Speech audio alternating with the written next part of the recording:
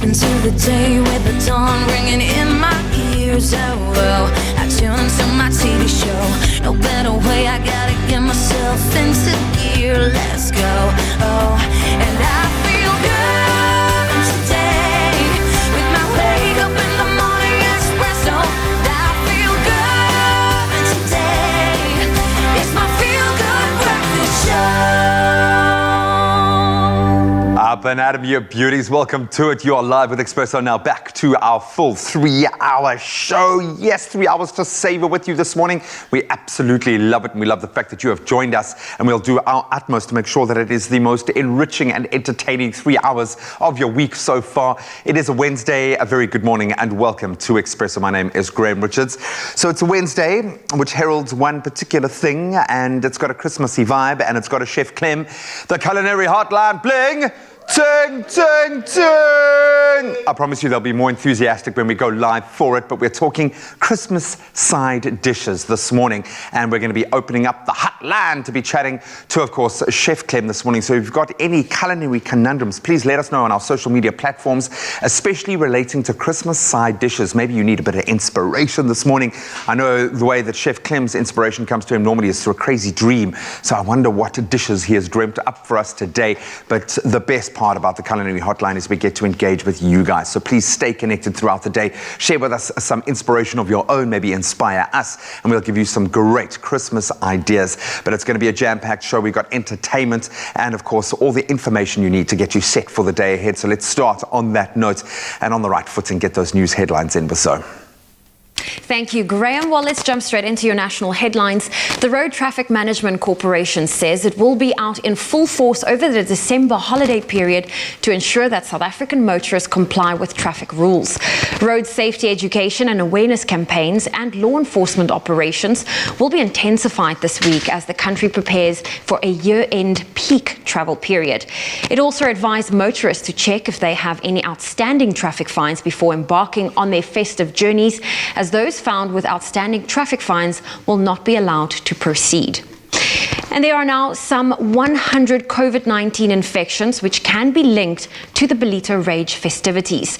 The Gauteng Department of Health said it was prioritizing the contact tracing the some 1,300 teenagers from the province who attended the super spreader events in KZN. Spokesperson Kwara Kekane reiterated the call made by the National Ministry of Health that all those who attended the Rage event need to be quarantined for 14 days and be tested as a matter of urgency. And Zimbabwean police have arrested 2 men who were part of a syndicate selling fake COVID-19 certificates as the border post linking the country to neighboring Botswana, Namibia, Mozambique, South Africa and Zambia. The suspects, who are not medical practitioners, were found with 330 blank stamped fake COVID-19 certificates and testing equipment. The syndicates are operating at most of Zimbabwe's border posts, where they are doing thriving business, selling fake certificates for 300 Rand at desperate locals wishing to cross into neighboring countries. And in a high-level meeting hosted by the United Nations Security Council, China's Foreign Minister Wang Yi called on the UN to actively carry out measures to assist Africa in the COVID-19 fight. Wang urged the UN to play an active role in making sure that the COVID-19 vaccines are reachable and affordable to the vulnerable populations. Wang stressed that all impoverished people or those living in distant regions should be granted with timely and effective treatment. And next, an item of sad news from the world of entertainment. Tributes have been pouring in for South African theatre legend, singer and founder of the Naledi Theatre Awards, Dawn Lindberg, who passed away on Monday night in Plettenberg Bay from a coronavirus-related complication. She was 75, and Lindberg was a product of Parktown Girls High School in Johannesburg and obtained a degree in fine arts from Wits University.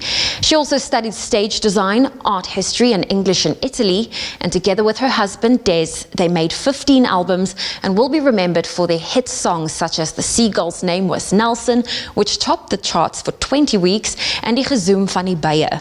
In 2004, Lindbergh became the CEO of Naledi Theatre Awards, which is presently internationally recognized as the largest and most prestigious award event that recognizes and honors excellence in SA theatre. The couple were legendary apartheid campaigners, and their company, Cabaret and Theatre, was the first non-racial theatre production company to perform in public venues across South Africa. In 2015, they were designated living legends by the Minister of Arts and Culture, Nathi Mthethwa. Well, on that note, we give their family our deepest condolences, and let's take another first look, in fact, at your sport.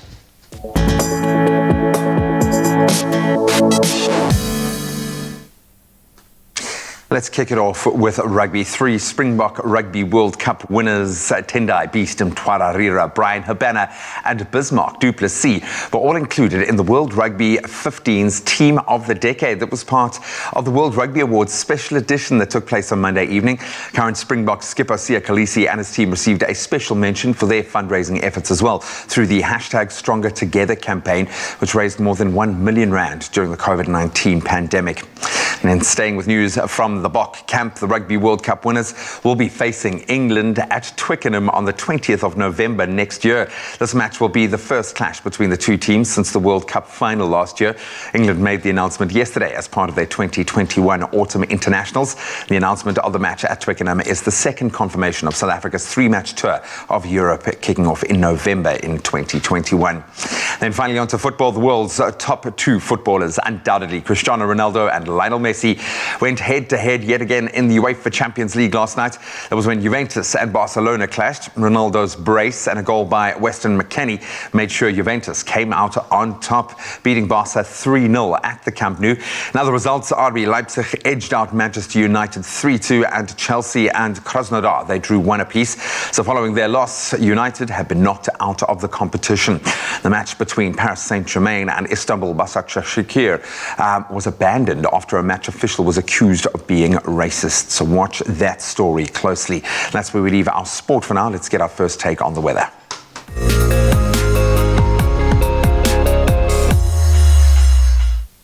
And what is the weather without those beautiful sunrise photos? Alan Rudnicki, a regular on the show from Hout Bay, sent us this gorgeous view of the harbour. Today you can expect 22 degrees with some cloud cover. Then we got a picture from Mpumalelo Nka from Pietermaritzburg. Today very warm temperatures are on the cards with a high of 32 degrees, and thunder showers are also expected. Now we love seeing how you wake up in the morning, so do make sure you send through those photos on the Expresso Facebook page so that we can share it on your Feel Good Breakfast show. We're going to head down to some weather news down under, where intense windstorms and wild weather battered Hillside, a suburb of Melbourne, burying it under tons and tons of tumbleweed. The freak weather event had residents reeling in amazement as the sheer volume of tumbleweed that blew in, some which was at least piled waist deep. Many residents could not even enter and exit their homes through their front doors. And according to residents, the grass, which is known as hairy panic or witch grass, blew in seemingly out of nowhere. However, local reports say that the tumbleweed may have blown in from a horse paddock located nearby, creating the first ever grass storm. But let's quickly focus on our temperatures here in South Africa. If you're in Polokwane today, your low is 16, your high 27. Mpumbela, your low is 29 with a high of your low is 18 with a high of 29. If you're in Pretoria, a low of 15 with a high of 26. Johannesburg 14 reaching a high of 24. A 25% chance of rain in Mahikeng with a low of 20, a high of 30. Klerksdorp 19 reaching a high of 29. Kimberley 16 reaching a high of 30. Bloemfontein 12 with a high of 26. Partly cloudy conditions in Richards Bay with a high of 31. Pietermaritzburg, your high for today is 32. Durban, partly cloudy with a low of 21, a high of 30 degrees. Mthatha 15 reaching a high of 28. Some rain in East London with a high of 24 for today. If you're in Cradock, your low is 15 and high 31. Partly cloudy conditions in Port Elizabeth, 17, reaching a high of 23, and a 59% chance of rain in George today with a high of 22. Cape Town, partly cloudy with a high of 22, Worcester 14, reaching a high of 27 with a 56% chance of rain. If you're in Sutherland, your low is 12 and high 23, and Uppington, expect some sunny conditions with a low of 16 and a high of 30 degrees Celsius. Well, that's where I leave your weather for now. We'll have another update for you shortly after 7. Yes, it's time to start your day quickly. Good morning, how are you, dear? I'm good, thanks. How are you, G? I'm very good. I made you an Ispirazione Roma this morning. It's one of my favorite coffee variants because I wasn't able to choose which ones. I absolutely love it, so I'm going to make myself. And I made you a lungo because got to take it easy, man. Yes, please. We've got to chill, we've got to wind into it. As you guys know, we are running a competition where you stand the chance of winning an incredible, and I mean incredible, Nespresso barista device worth, I don't know why I went into an Italian accent, worth 6,500 Rand. We made delicious iced frappes using it. It's a truly magical device for coffee lovers like you, like us at home. It's definitely one to have. The competition isn't over yet, but we've received so many incredible entries already. Clearly, people love their coffee. Now this one comes from Hilton Minar. He says, it's on my Christmas wish list because I wish I could win this beauty because there will be no need to wait in line to get a premium quality beverage. Making espresso at home allows you to fit coffee into your own personal ritual.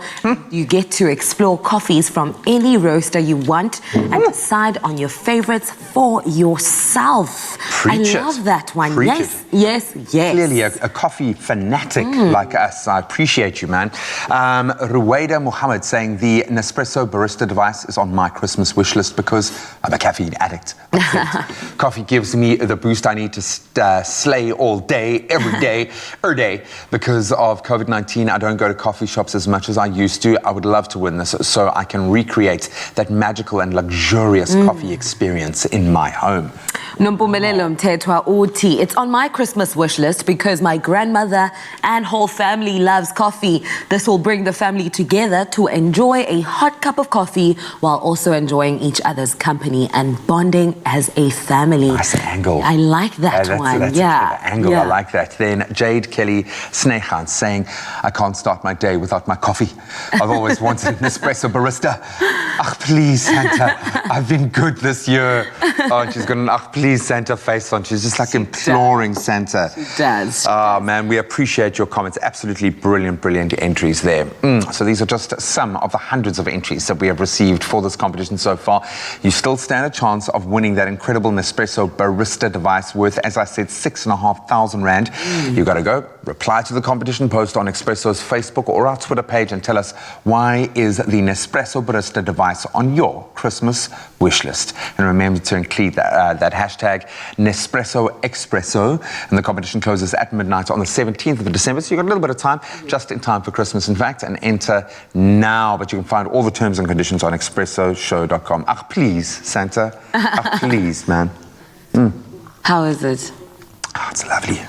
It's lovely. It's that crema, that, oh man, absolutely beautiful. So we have proven it on the show just how magical this device is and how much this coffee means to us every day. So I suggest you guys get on this train, go and enter, and hopefully we'll be blessing you this Christmas with that excellent barista device with 6,500 Rand. Good luck. We chose some of the world's rarest local coffee crafts and refined them to create 5 distinct new tastes. After all, we are the choices we make.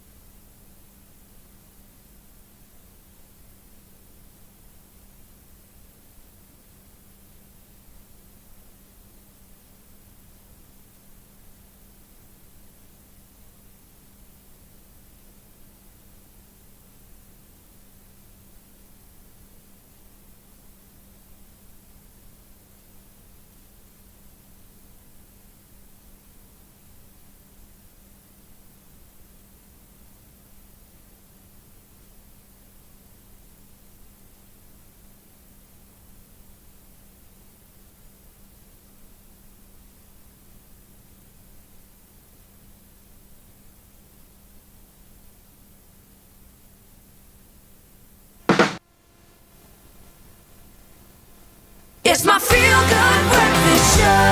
Happy birthday, have a happy birthday. Happy birthday, a very happy birthday to you.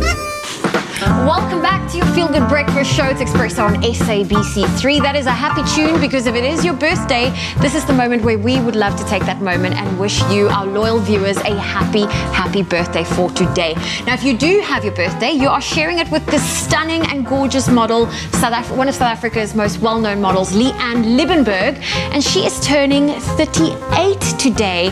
Now, if you don't know, she drew the attention of the world when she was selected as a Miss South Africa finalist.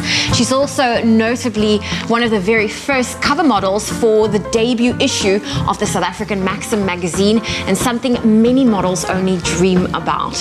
And she is today, of course, also expecting baby number 3 with her husband, Nikki van der Walt. So we want to wish Leanne a happy birthday for today.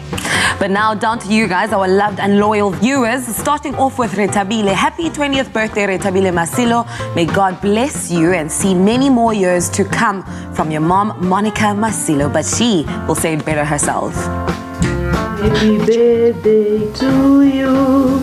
Happy birthday to you. Happy birthday, dear Retabile. Happy birthday to you. Oh, hule, hule, oh, hule, hule, oh, hule, oh, hule. Happy birthday to you. Happy birthday, Rita. Enjoy your day. I love you.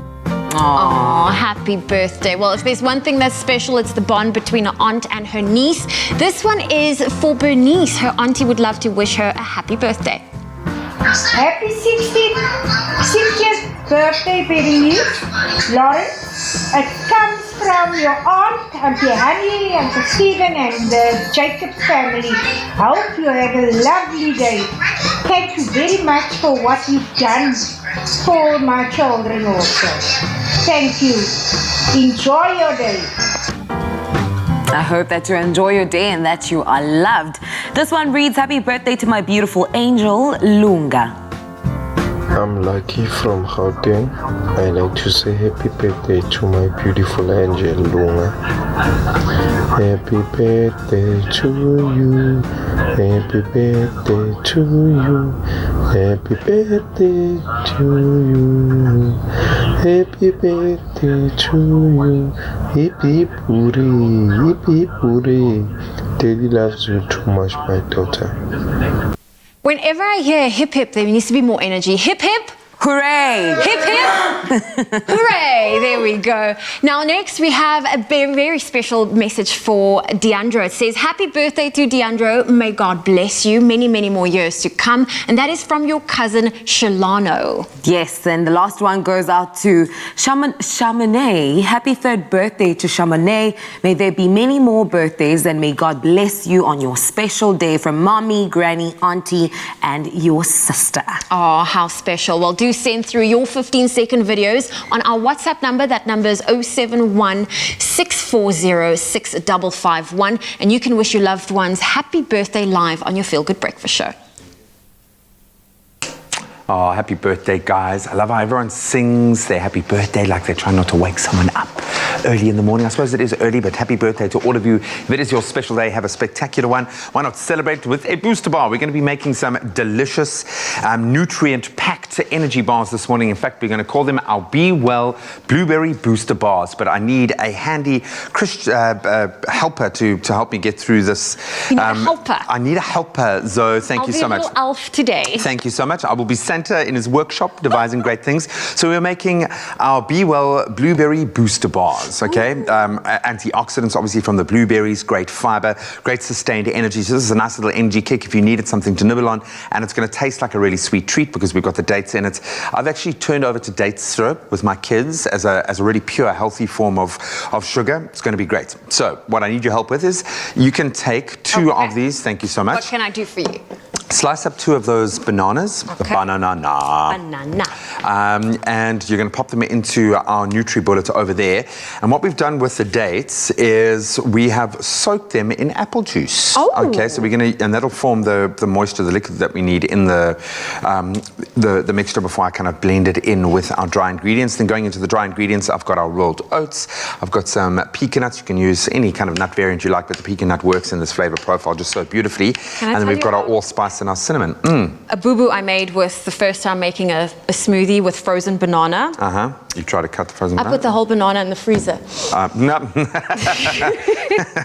When you put a whole banana in the freezer, What happens to the skin? the whole thing turns brown and it goes rock hard. You cannot peel it, you cannot cut it, you cannot do anything to it. So if you are going to freeze a banana, don't Just be like remove me. the skin. Remove the skin and actually chop it up. You petrify the banana. So you're going to throw the banana pieces in there very delicately. Well done. And I feel like I'm filling it up. Should we just do a bit? All of it? Yeah, Okay. it'll work. It'll blend down. There we go. And then if you can, you maybe use the spoon. It might help you get the dates and our apple juice. And you can soak it as little as 20 minutes, but it'll be great to soak it overnight so they really absorb that moisture. And the dates are going to give it the kind of syrupy, caramelly kind of flavor and texture. Dates That are sweetness. amazing. There we go. Well done. And then we've got a little bit of vanilla essence that you can pop in there as well. Hey, it's beautiful. Ooh, there we go. So these are going to be a flavor punch, which is great. So you can then blend that up. Go. Okay, Wait, I'll let's get into this. Wait. I'm going to start mixing the dry ingredients in the meantime. So we've got our rolled oats. Okay, it's going to make a bit of noise. Do it.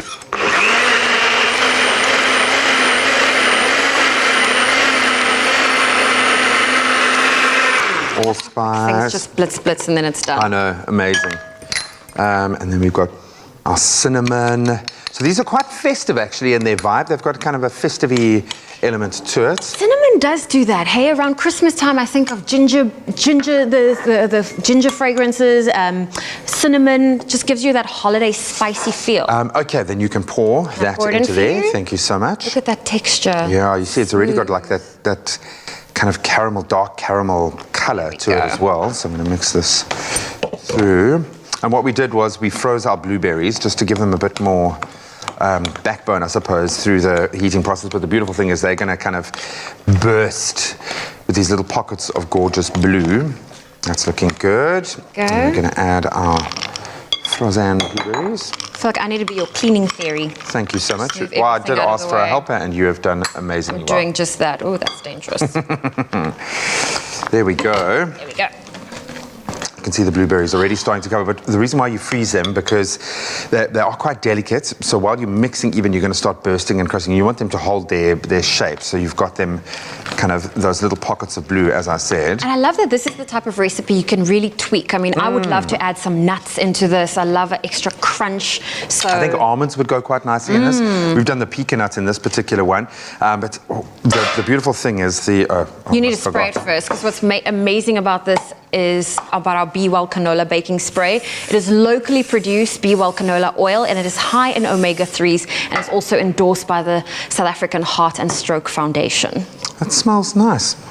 You see, and it's pretty and pink. It's called Blissful Bake. Looks absolutely That was on my wish list this year, is just anything for baking in the kitchen. I feel like I'm working on the cooking skills, and that's under control. I feel like you must take ownership of it now. You know, I need to just up the baking utensils. No, I think we've all learned something in 2020 about what we like, what we don't like, how to improve our skills.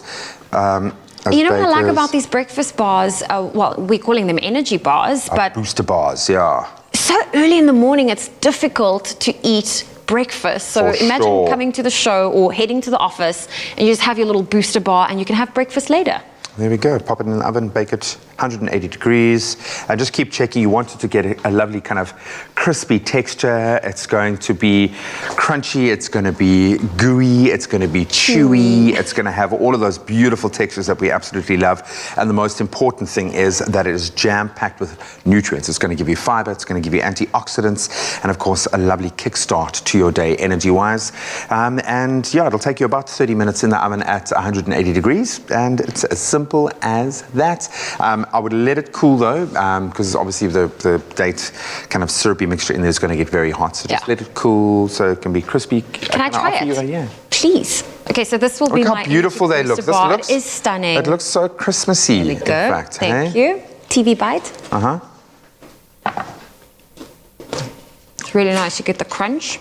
Mm-hmm. Trying to think now what we added to add that crunch. That's the pecan nuts. Pecan nuts, and then you also get a hint of the dates and the blueberries in this one bite.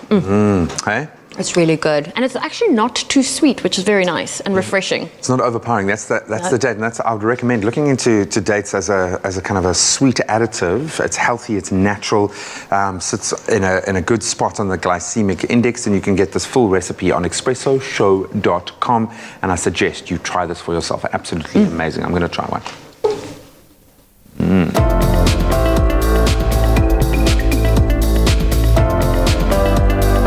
Be well, love, food, life. Only you can make my day.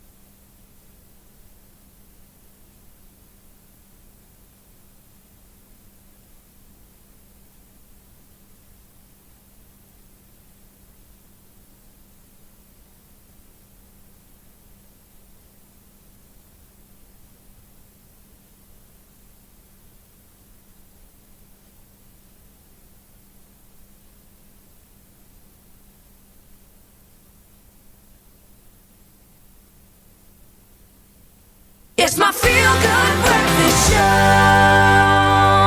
Welcome back. You are live with Expresso on a beautiful Wednesday morning, and let's get excited about young talent. And aren't we blessed to have a lot of that in this country? The 49th Western Cape Youth Music Festival, hosted in partnership with the Artscape Theatre Centre and the Cape Town Philharmonic Orchestra, is going online this year, as expected, as we probably need to, and with 9 young, exceptionally talented classical musicians all taking to the virtual stage. It's set to be an extravaganza. Joining us ahead of this event to share a little bit more about the show and the incredible work that it surrounds is Artscape's communications manager and good friend of our show, Simone Herodin. Welcome back. You look gorgeous. Thank you, and I'm so glad you described me as young talent. Thank you.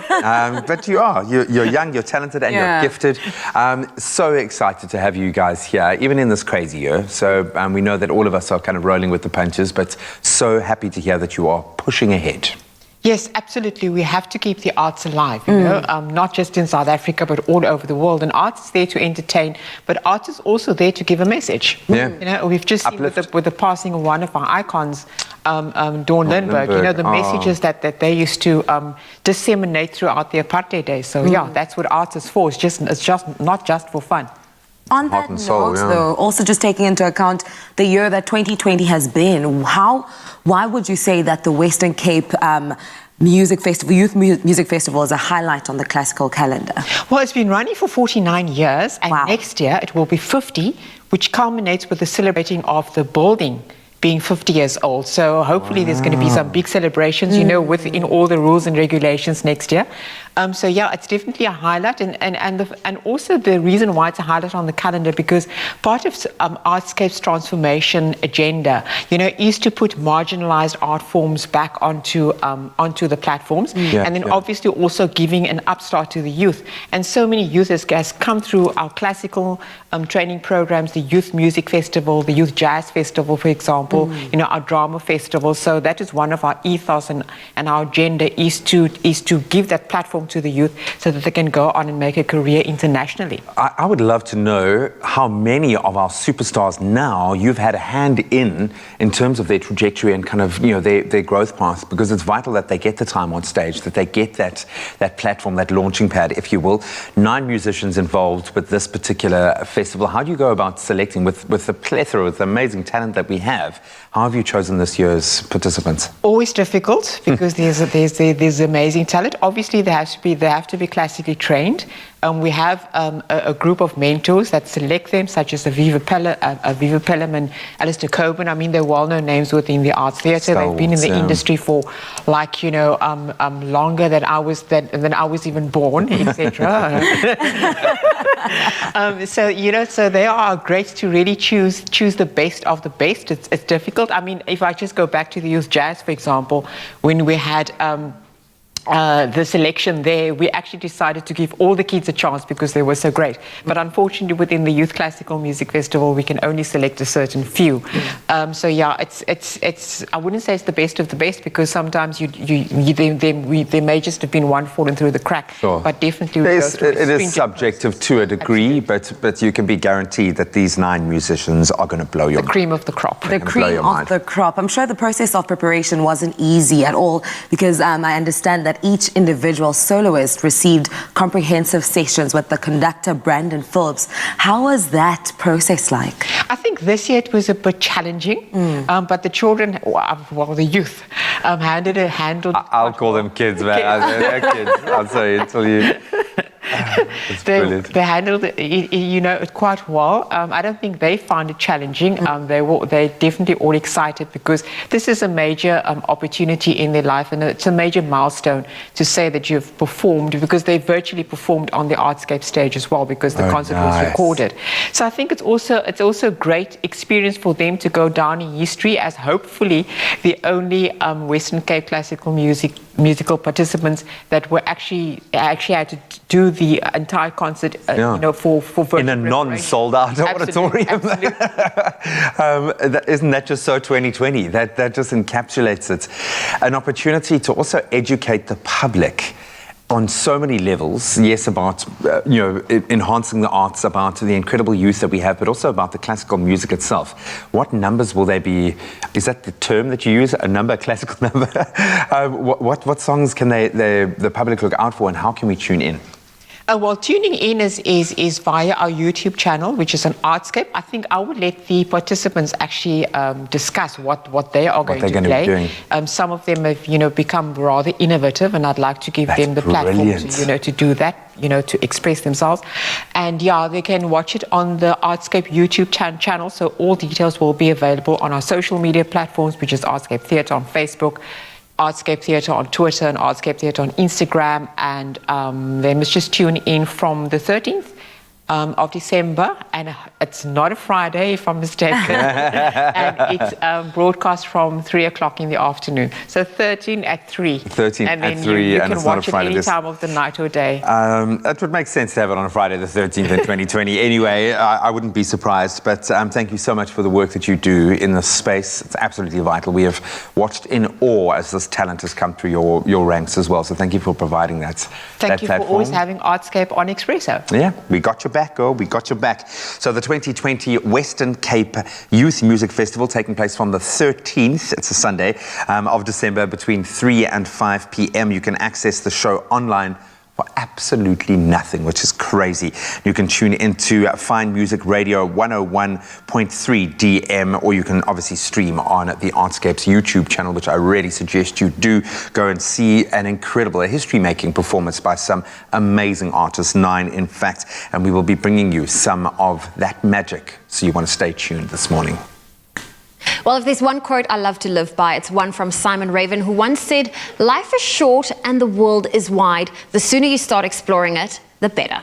And as a show of Mango's extended Thanksgiving, they are bringing you the lowest festive fares from as little as 399 Rand for a one-way ticket. You better hurry up and get these bookings, as these fares are only valid for today and tomorrow, and that is for travel between the 9th of December 2020 till the 30th of November 2021. They want to thank you for all of your support this year and want you to experience your most deserved break. So visit flymango.com for more information, and those T's and C's do apply. Go discover more. Go Mango.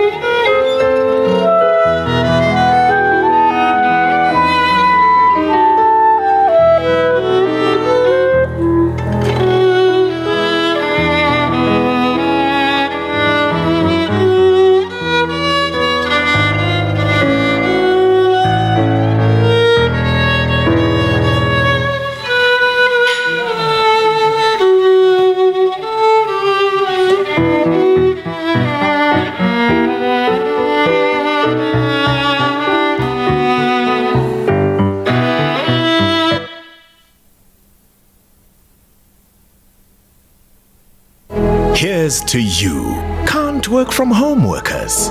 Bo Terminator, cause every meeting I'll be back. The mask forgetting shoppers. And you, who go the extra mile instead of keeping just 1.5 meters. To you who opened your doors again, we take our hats off. Nina, who kept us moving, 100%. And of course, there no Mayini general dealers. You might not be essential workers, Mara, you too played an essential role in keeping Mzansi working. And that's why we're giving you a chance to win your share of 5 million Rand. Join Nedbank today. It's my feel-good breakfast show. Thank you very much for staying with your feel-good breakfast show, Expresso. Now, we have apps for banking, right? You know that, Graham. We have apps for groceries, we have apps for clothing, and we have apps for just buying nice things, because we can. But wouldn't it be nice, wouldn't it be great if we can have just one app for everything? Well, the Nedbank team have done exactly that, and they've created the Avo app, your literal one-stop shop for everything under the sun. And here to tell us all about it is Vishal Maharaj, the executive for Digital Fast Lane at Nedbank. Vishal, good morning. Good morning, Taviso. Good morning, Graham. It's a pleasure to be back on the show. And good morning to your viewers as well. Great to be connecting with you again and chatting about something that's quite innovative.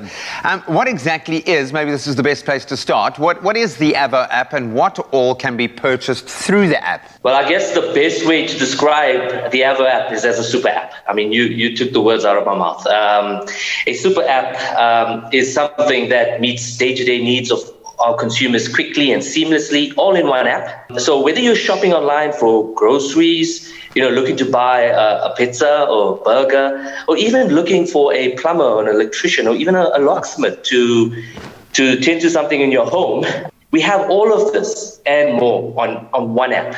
And in that way, you cut through the digital clutter in your life. Well, this is absolutely fascinating because it sounds like everything is so integrated with this app. But how then does payment work on the Avo app? Yeah, I think we put a lot of effort and investment in making sure that we create payment mechanisms within the app that allows you to have peace of mind when you're purchasing on the app. So when you sign up on Avo, a user will get a wallet. Now that wallet allows them to then load funds into the wallet. How they'll do it is either by lodging a credit card on the app. If you're a Nedbank Money app user, transfer funds directly from your check account to your savings account directly into that wallet, and that funds is available to you immediately to make purchases on Avo. By allowing you to get a wallet, we've created a very safe mechanism called the reservation fund. It allows a user to buy anything on Avo, and when you buy it, that funds flows from your wallet into a reservation fund. When you receive the goods, or even when the service is delivered to you by the plumber or by the electrician that you've got on Avo, only when you're satisfied with the quality of the goods or you're satisfied with the quality of the delivery do you release the funds. And I suppose it then assures you of the quality that you're going to get on the back end. Tell me something, is the Avo app available to consumers who don't bank with Nedbank? Absolutely. No matter what the color of your bank, we've got you. And I really strongly suggest that people get onto the app because we have some seriously super deals. We're going into our 12 days of Christmas campaigning and you're getting superb deals every single day. So join the other 125,000 customers already on Avo, enjoying those superb deals we're getting for them.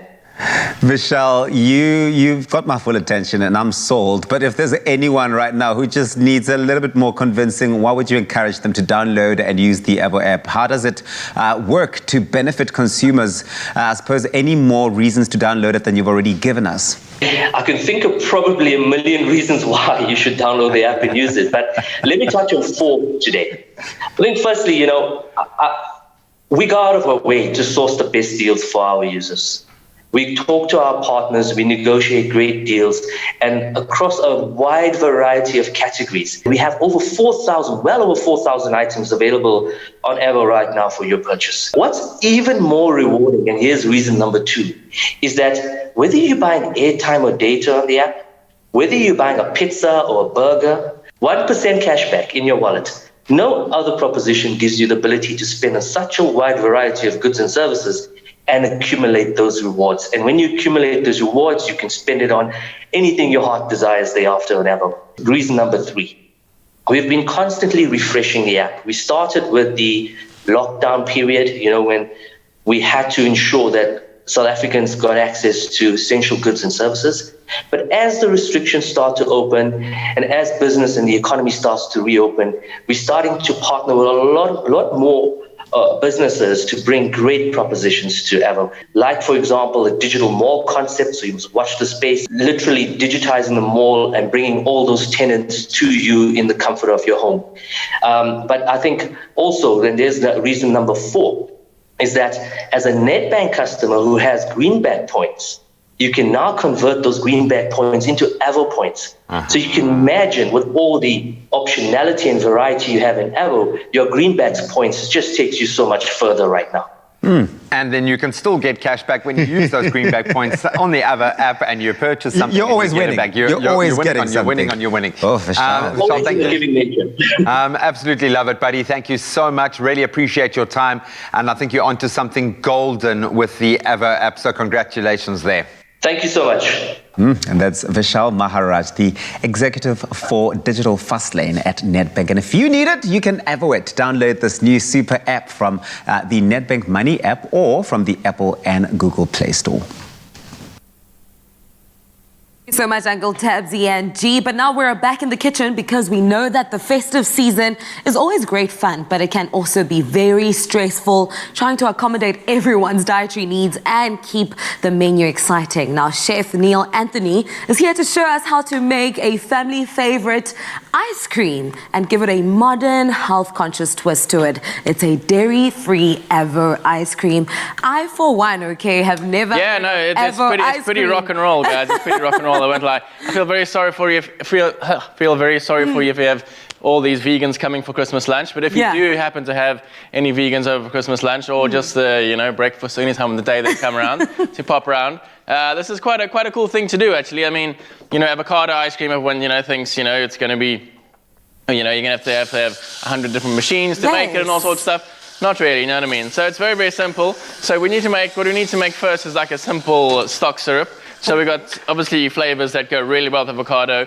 Avocado is quite bland, so you do need to sort of enhance its flavor quite a bit. It's a very good flavor carrier as opposed to just being a flavor in its own. So we got just some sugar in there, and then you got some lemon zest and lemon juice and lime juice and lime zest. A little bit of salt as well, sort of really enhances that avocado flavor and just sort of brings everything together. Now that just sort of dissolves the sugar. That's in essence what we want to do, and then we get this liquid here. Looks like honey. Yeah, it's a stock syrup with some chunky bits in it, which is fine. So that's what we need there. We need to let that cool down. Otherwise, if you add it to the avocado, it's going to change the consistency of your ice cream, and it might get the avocados to go a funky color as well. So it's super simple. What you can actually do if you want to have this super cold as well, immediately, is you can actually peel and freeze your avocados. Peel and freeze your avos? Peel and freeze your avos, yeah. You can peel and freeze your avos ahead of time. Okay. That's a neat trick everyone knows. Take the skin off. You go boom. Take the pip out, Just bam. Yeah. They don't even So what do you do with frozen avo? You put it in smoothies and you can make ice cream with it and all sorts of stuff, yeah. It's basically the same as, you would do any sort of frozen little fruit vibe. Yeah, no, I get it. Yeah, and then you just scoop your avocados out into any sort of blender, your NutriBullet or any sort of other sort of jug blender sort of vibe you got sitting around, which is fun. Now, Neil, while he does that, I recommend that you download the Avo app this holiday. You can literally, Avo app. You can literally shop all your groceries and appliances on there, and even do your Christmas shopping from a variety of stores, all in one purchase. And the best part, Neil, is that delivery is free for online groceries. And you can even shop with these groceries on there, so why not, okay? Now we're putting in the... Yeah, so we got the stock syrup going. We also got, for some extra added creaminess, we're going to add some coconut cream, which also, again, really boosts that avocado flavor and boosts that creaminess. So get it all in there, and then pop it in. Boom, boom, boom. Yet again, you can also feel free to add any other sort of style of... I was about to ask, actually. It seems like Avo is such a nice fruit to play around with in terms of flavor as well. A bit of gin in there won't go amiss either. Love that. So yeah, I mean, then you get a really sort of super, super creamy mixture that you then take out. And then, I mean, like I said, if the avos are frozen, you can basically sort of eat this straight away. Then you end up with real nice sort of rochers, we call it in the biz, these little sort of spoony things. And then those you can freeze. And obviously then we get that beautiful little ice cream as well. Made from Avos. Who knew? Neil Anthony, thank you for always coming through. I have to taste. Of course, top it with some nuts, top it with any other sort of fruits and all that sort of vibe. You can sort of drizzle on a bit more of that beautiful little stock syrup to give a nice little glaze. So hey presto, yeah. Amazing. So creamy, yeah, it's unreal. Very creamy. Yeah. It's actually really unreal. Thank you so much for always coming through and elevating our culinary skills here on your Feel Good Breakfast show. Everything we are using today is available on the Avo app. And even if you run out of gas this holiday, you can order and buy on Avo. Imagine. Please do note that available to all the bankers. It's available to all the bankers, not just Nedbank. And also we have saved the best part for last. We have 4 500 Rand Avo vouchers to give away. Simply download the Avo app from your app store and post a screenshot of your downloaded app on the Expresso Facebook competition post, and you could stand the chance to win one of these awesome vouchers. Like we said, you can shop everything from groceries, appliances, baby and homeware on this app, so make sure you try it out. Competition closes on Friday, so be quick, okay? For all the T's and C's, you can visit expressoshow.com.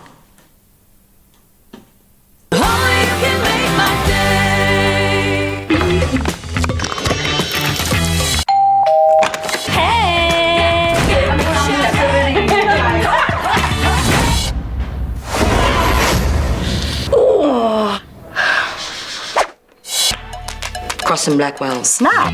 Black cat peanut butter. Cool chagalaga. And the twist challenge.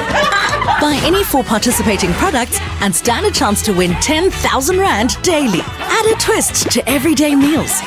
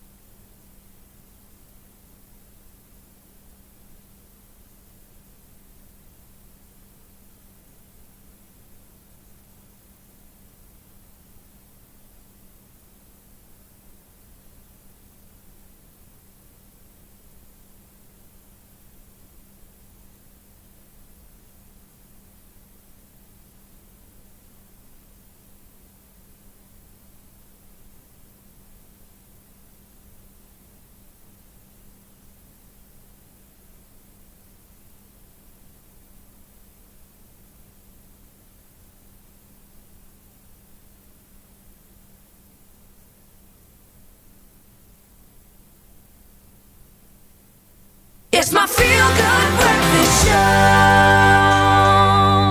Welcome back to your Feel Good Breakfast Show, Expresso, here on SABC3. Now, we've heard all about the upcoming 2020 Western Cape Youth Music Festival, and now it's time to enjoy some of the talented musicians who will be taking to the stage on Sunday, 13 November. We're now with the 23-year-old clarinet player Cameron Williams and 23-year-old viola player Stephanie Lawrenson, accompanied by Granty on the piano. Before we get into the performance, I have to ask you guys how you feel about being selected to perform at the Youth Music Festival. Cameron? It's obviously a great honor. I've been lucky enough to do it in previous years, and it's really great. You know, normally we get to play on the Artscape's big stage with Brandon Phillips and the CPO, Cape Philharmonic Orchestra. And it's just, it's such a phenomenal experience for us music students. But obviously this year, it's great that we were still able to play, especially in a year that's been so scarce on the music front. It really is a great privilege. It's also a great privilege for you guys to be here, for us to experience you, because music is something that's giving inspiration to people to continue pushing in 2020 at times such as this one. Just to be corrected, it's the 13th of December. It is a Sunday. That's when we can watch your virtual concert. Okay, without further ado, I'll let you take the stage.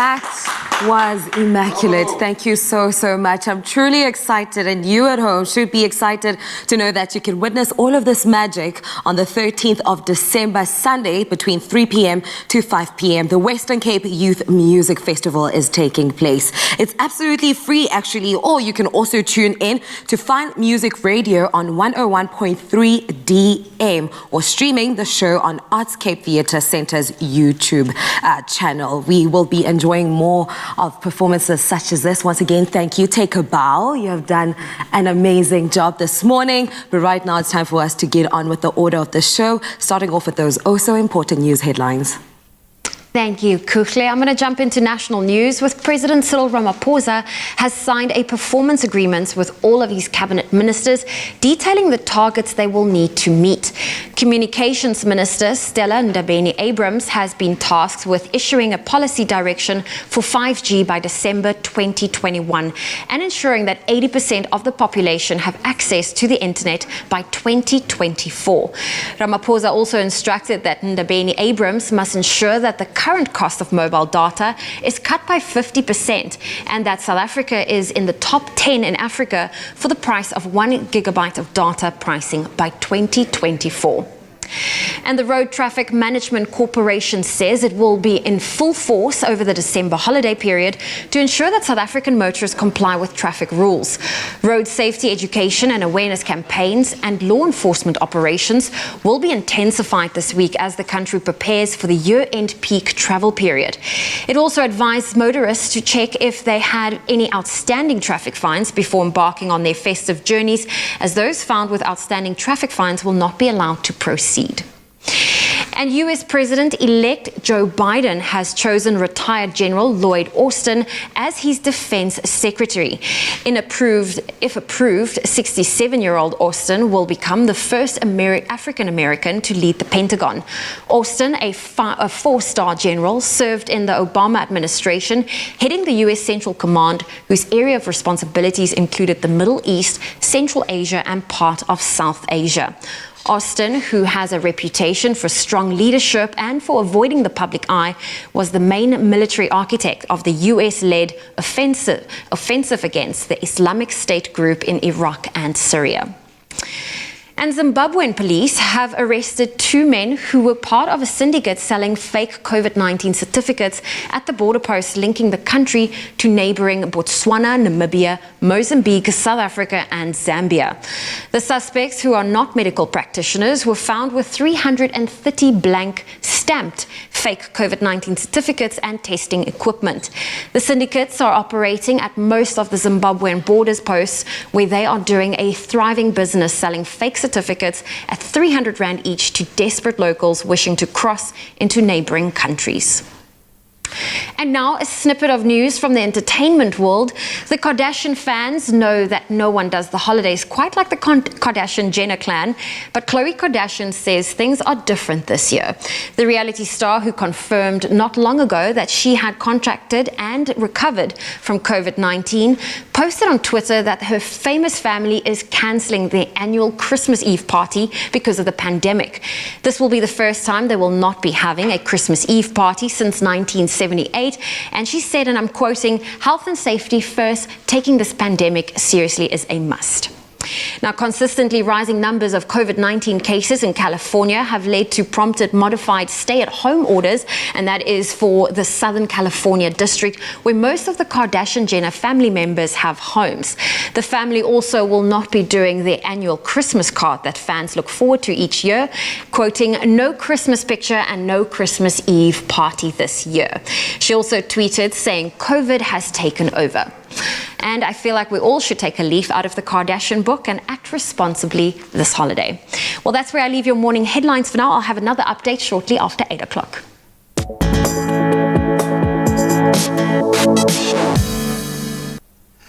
Thanks so much. So let's fly through those sporting headlines, kicking off with rugby. 3 Springbok Rugby World Cup winners, those being Tendai Beeston Twararira, Brian Habana and Bismarck du Plessis, were all included in the World Rugby 15's Team of the Decade.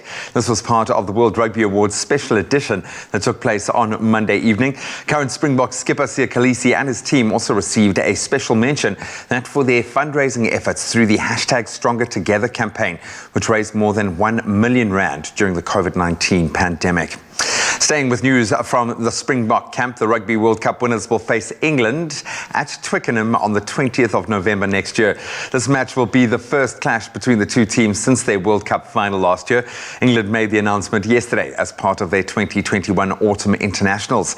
The announcement of the match at Twickenham is the second confirmation now of South Africa's 3-match tour of Europe in November of next year. Then finally onto football, the world's 2 top footballers, Cristiano Ronaldo and Lionel Messi, they went head-to-head yet again in the UEFA Champions League last night. That was when Juventus and Barcelona clashed. Ronaldo's brace and a goal by Weston McKennie, making sure that Juventus came out on top and got the bragging rights, beating Barca 3-0 at the Camp Nou. In other results, RB Leipzig edged out Manchester United 3-2, and Chelsea and Krasnodar, they drew 1 apiece. So after that loss, United have now been knocked out of the competition. The match between Paris Saint-Germain and Istanbul Başakşehir, that was abandoned after a match official was accused of being racist. We'll continue to track that story, but for now, let's get a look at some of your beautiful sunrise pictures and a take on our Wednesday weather.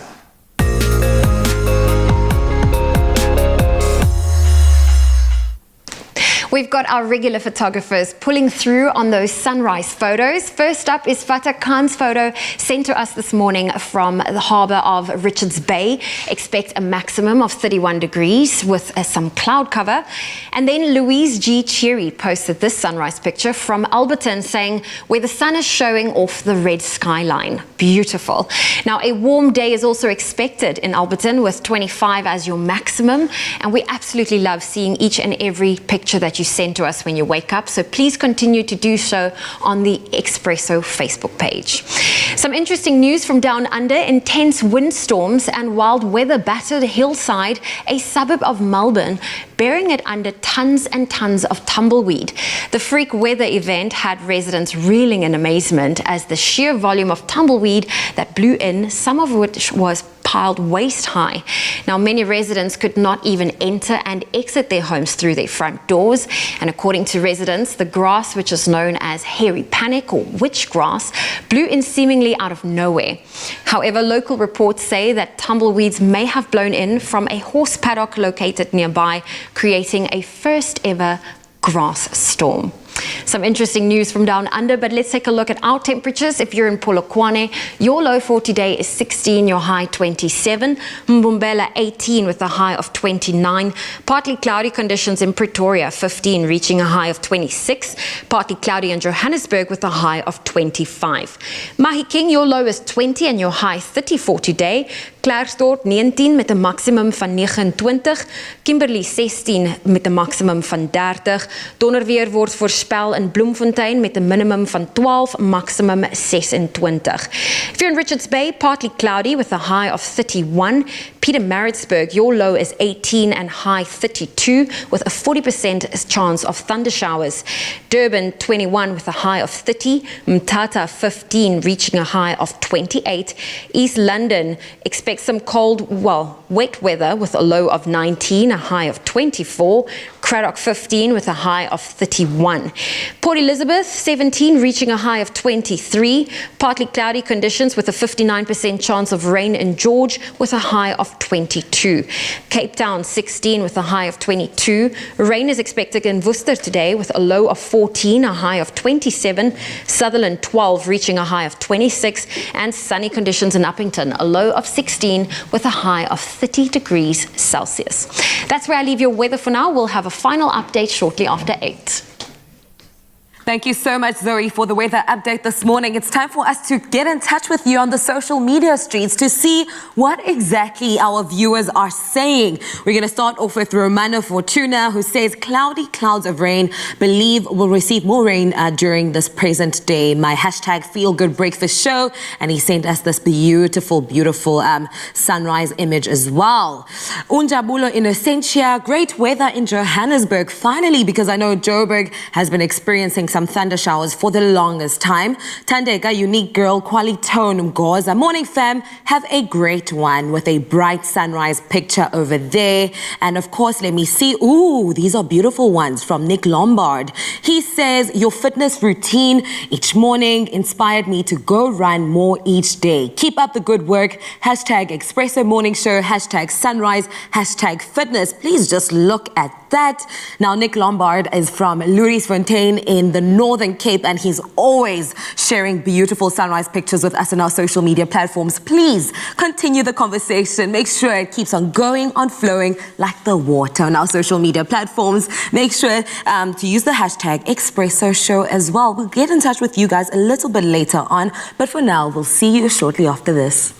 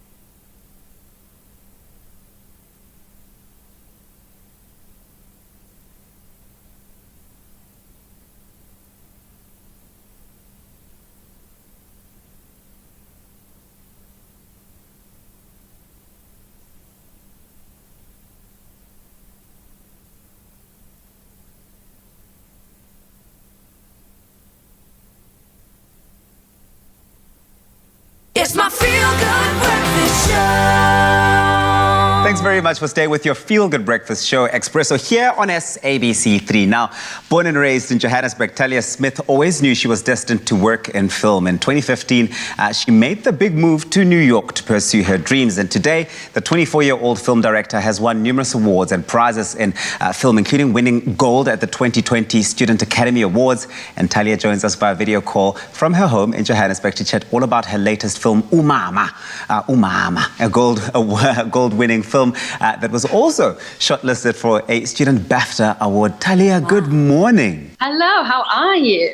So good. So good, and it's a pleasure to have you on the show. First of all, congratulations on your film, Umama, for winning gold at the 2020 Student Academy Awards and being shortlisted for a BAFTA. Wow, can you tell us more about your film? Yes, definitely. So my film is called Umama, starring Kani Chume, Malibongwe and Daba. The film is based on a true story about my relationship with my domestic helper growing up.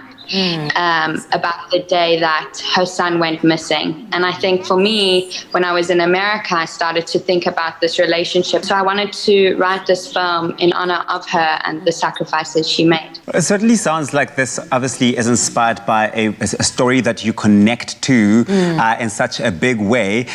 Is this generally the trend with the way that you approach your films? Are they typically inspired by real life events in your own life? Definitely. I think they're more more inspired by real life events. They don't have to be in my own life.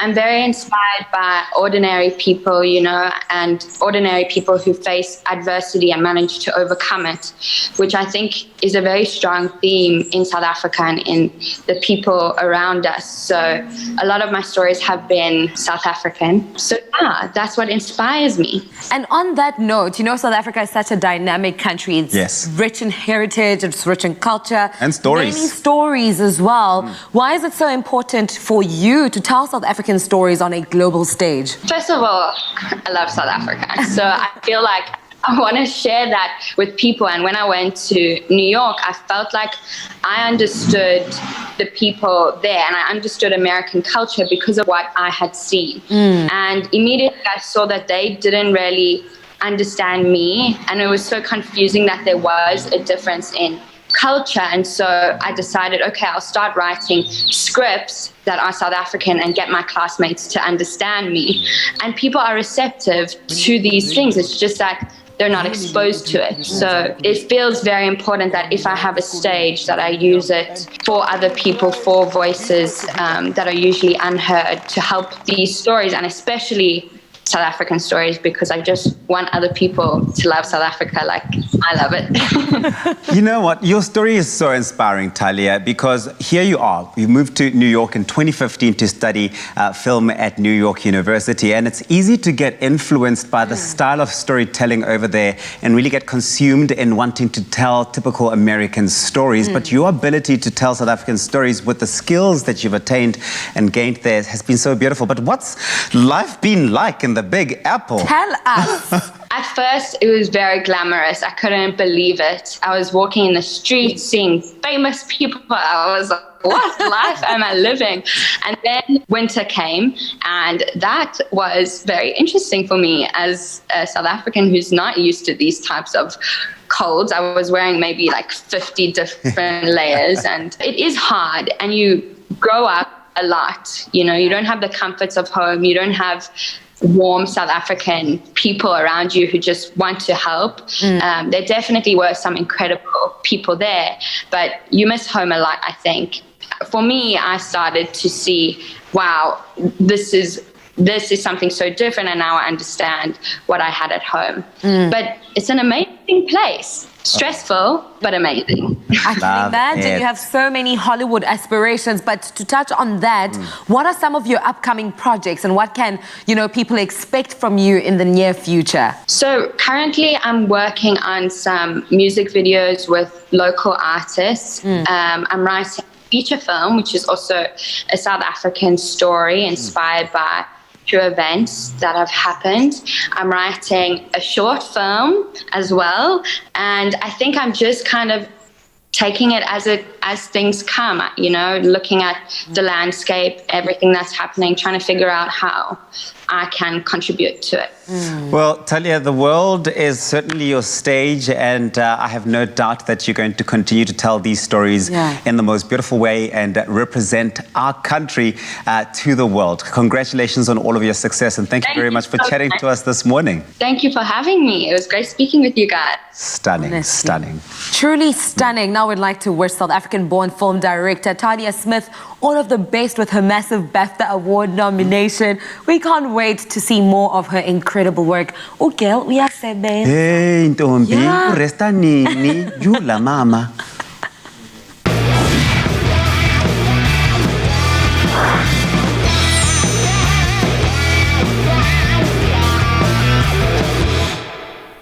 Look, JP, you're on TV. What? Seriously? I thought this was all some sort of torture, like I'm on, I don't know, police probation or something. Oh, no, it's Are there fine. humans out there? It's okay. Be honest with me. Our movie guru, JP Sebastian, with his interesting sense of humor, he is with us this morning as we unpack 2 brand new trailers that's been released, and we're going to jump straight into it. Ammonite. Oh, that's because you don't want to keep singing the Commodores like you just were while the cameras were I off. have an earworm. It is... Or you don't even know the name of the song after I told you a minute ago. Night Shift by the Commodores.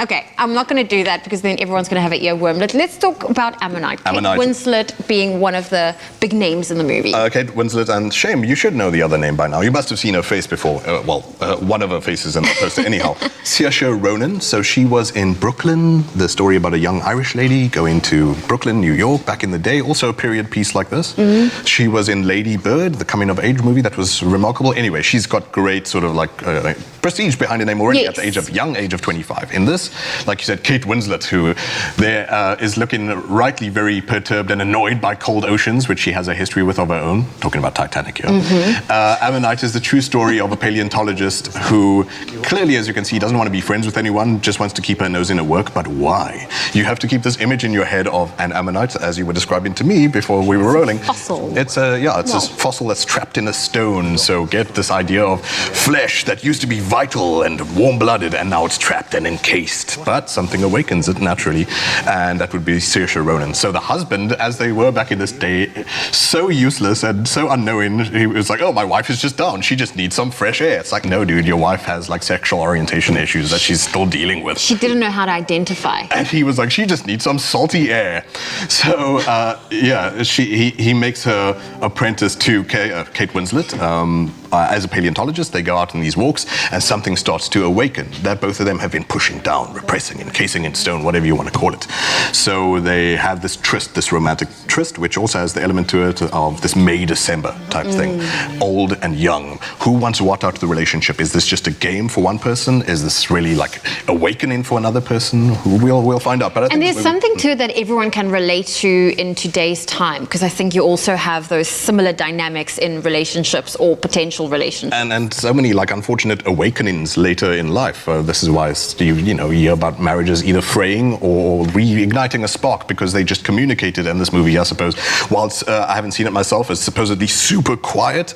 It communicates strongly in its quietness, in the silent glances and all that kind of stuff. So definitely wants to be Oscar baity. Definitely wants to get nominations. I don't know if it will stand up to it because there are other period pieces that came out, believe it or not, before COVID hit us that might push it out of the slot for Oscars, but we'll see. Yeah, so this movie was set in the 1800s. So when you say period piece. Yes, okay, yes. so that's Ammonite, which is no release date yet, but this is the trailer that's just been released. Now the next trailer is the one that really got me all hooked up. It's 76 days and it's a documentary. So yes, somehow already a documentary has been made about work on the ground fighting the front lines of COVID-19. I'm going to be quiet. Actually, is it possible we can turn a bird of sound up just for this opening shot? It's so haunting. Look at that. A solitary ambulance, the siren blaring almost helplessly in the distance in a ghost town of Wuhan in China. The siren that I wish we had all heard around the world. In a city entirely locked down after only 495 cases. Whole city lockdown of more occupants than New York City.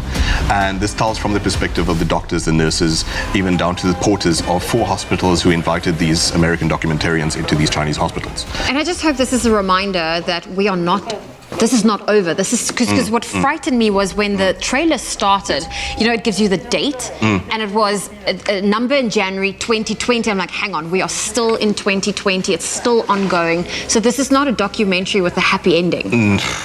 Oh, who knows at this point? There's no ending. But what really I think this trailer gives me the sense of is they're not making a memorial. They're not making a heroic piece necessarily. It just serves as a raw reminder that you can't get lazy now. Yeah. That we're ready to stuff up if you get lazy. Wear a mask, do what that lady is doing, wash your hands. Look at that final shot, by the way. A doctor who stoically is staring at a new sunrise of another day of the same stuff all over again, stoically, soldierly washing her hands. It is heartbreaking that these, whether experts or whether even just the people who have to clean up the ICUs afterwards, are put through this kind of thing. Yeah. And with our help, we can alleviate the pressure on that whole sector of people who have been giving their lives, risking their lives, that we might be healthier. Because I'm thinking now of that documentary is going to also show what we can't see from, patients aren't allowed to have visitors in. So to What's hear that one how shot that made you want to cry? There's a granny that was passing. She was at her last, and the guy said to her, "I'm so sorry, there's no family here for you."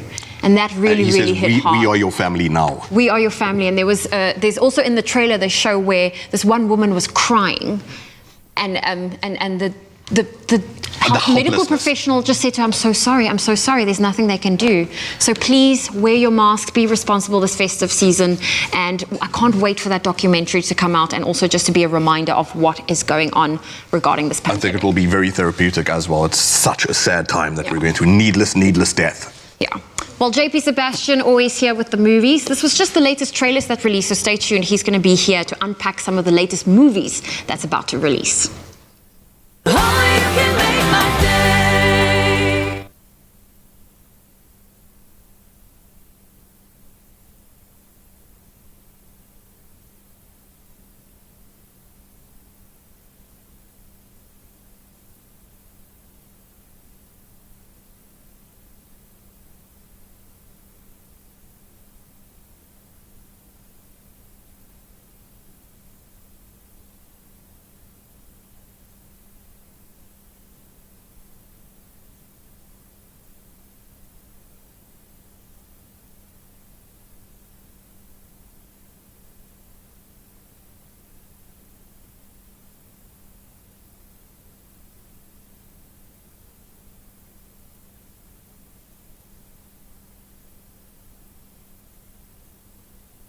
It's my feel-good breakfast show. The season to give. This Christmas, it's all about appreciating those happy little moments. Those happy little moments indeed. I don't know why now every time I see you, this voice goes in my head. Have you got a big man for Christmas? A big jolly man for Christmas. I do. I got my own Chef Clem. He's like my own personal Santa Claus because he brings Christmas love and joy every time. And this is a prelude to our culinary hotline. Bling! Ting, ting, ting! Yes, back, baby, but that's a little bit later. Right now, we're going to get into some more Christmas treats, and I think some baking recipes may be just too complicated, a little intimidating to try at home, and you need a shortcut. So if you are lusting after some creamy pastéis de nata, did I say that right? You actually said it better than it's supposed to be said. Thank you. See, Santa, you have come to the right place this morning, undoubtedly, because Chef Clem is showing us how to make a delicious cheats version. You so naughty, man. So what I like about pastéis de nata is that flaky, crispy pastry, right? But that's difficult. That takes a lot of... That's very difficult. It's a lot. It's a specialized thing, you know? It is, absolutely. This is a cheats version using short crust pastry. Nice. And it still gives you that nice little snap and that crunch. It's good. And the beautiful custardy kind of center. And the custard is my ultimate cheat. It's the Woolies vanilla bean custard. Ooh, get out of here. I'm going to talk about some essentials that you should have in your cupboard this festive season. Gerat. That's on there. So, in here I've got some flour and I've got some icing sugar. That's where our sweetness is going to come from. Okay. A little bit of salt. Whenever you need a sweet pastry for this? Yeah. You do. The custard's not really sweet. You know, it's just there. It's got a hum of sweetness. It's not like sweet. So that sweet and adding that sugar makes all the difference. A little bit of salt whenever you bake. A little bit of salt. Yeah, you must do that, and you also mustn't look. Oh, you must make eye contact with the person, and then you gooi. Nailed it. Did I get it? Nailed it, bro. You take your butter. Like super cold. I even pop it in the freezer for 10 minutes before I actually use it. Oh, wow. And then I cube it. Why do you do that, Chef Clem? Because what we're going to do now, we're going to massage. I was going to say play some music, but don't. This is weird. Don't play music for this one. You're going to massage the butter into the flour. Get big man. Okay. And what you're doing is you're going to break it up with your fingertips only, because the tips of your finger are cooler than the rest of your hand. And it makes sense, right? It does. You don't want to melt the butter. Especially I've got bad circulation in my fingers. So I'd be ideal for this. Wow. I was like genetically predisposed. That's your life goal. Just do that. I didn't know. So what you're doing is you're going to keep on crumbling it by hand until it resembles like bread, like wet sea sand. Okay. There we go. That's so specific. What a brilliant Joburg, analogy. if you need a picture, I will send one to you. But basically, wet sea sand, okay? It takes about 2 minutes, 3 minutes. And once you get that wet sand texture, add a little bit of water, and you just slightly knead it, and you'll actually get this dough. Super simple. What I love about this dough is you can make this dough last year. Really? You could make this a year ago. Last Christmas, Literally. I made you some dough. You know what? That's quite sweet. You should find your loved one and make this dough Christmas Day, and then next year This year you threw it away. No, don't throw it away. Don't throw it away. Don't do Okay. that. You roll out your dough, you get your cookie cutter, use a cup, use whatever you have that's going to give you that round shape. All you're going to do that actually works quite well because it's got the little perforated kind of Be frilly on Christmas. Yeah. Absolutely. It's a one time you can be No over the frills, top no and be fuss. like, you know what? Add some gold glitter to it. No, don't. Ooh, Because wow. probably going to like this. Yeah. Add gold glitter to yourself. Yesterday I made silver glitter ice with Jesse Clegg, and then of course asked him to have a taste, and then he had sparkly glitter face for the rest, every performance. And then he's already shining. Look at him Yeah. now. Now it's like literally, okay. Glad that this happened. If your pastry does break a little bit while you're busy rolling it out as well, it's so simple. This is such a forgiving pastry. Just pinch it back together. Okay. And you're good to go. Repair. Brilliant. Pop that into your muffin tin, and then it goes into the oven like this to blind bake. What you can do is you can just poke with a little fork at the bottom so it doesn't rise. Okay. You want to be very fancy, you can add some dried beans. Oh, to weight it down. Okay. Someone was like, baked beans, cannelloni beans. I was like, no. It's dried beans. Do the beans heat and then help to cook it? It actually just more keeps even? the pastry down. So you're not gonna get that rising effect of the pastry, which will happen naturally. Sure. Right. So what we're gonna do now is instead of making a custard, and I love making custard. It's so delicious, so easy. I'm gonna take this guy out now, just for now. Did we get this recipe from Woolworths.co.za? Yeah, absolutely. Woolies? Directly from Woolies. They sent it to me. They're like, please help the people out with this one. And Woolies sells amazing pastries de nata, and they're so delicious. They're so good. But like I'm saying, it takes a lot to make it. And I love the fact that they use a traditional recipe to make it. With all their desserts as well, even these guys on my side. I'm looking at this and I'm thinking, are there like 50% more Christmas treats in Woolies this year? It kind of feels like there's more. Okay, what I'm going to do... Christmas is good at Woolies, but it feels this year has been like special. I've got something in my car.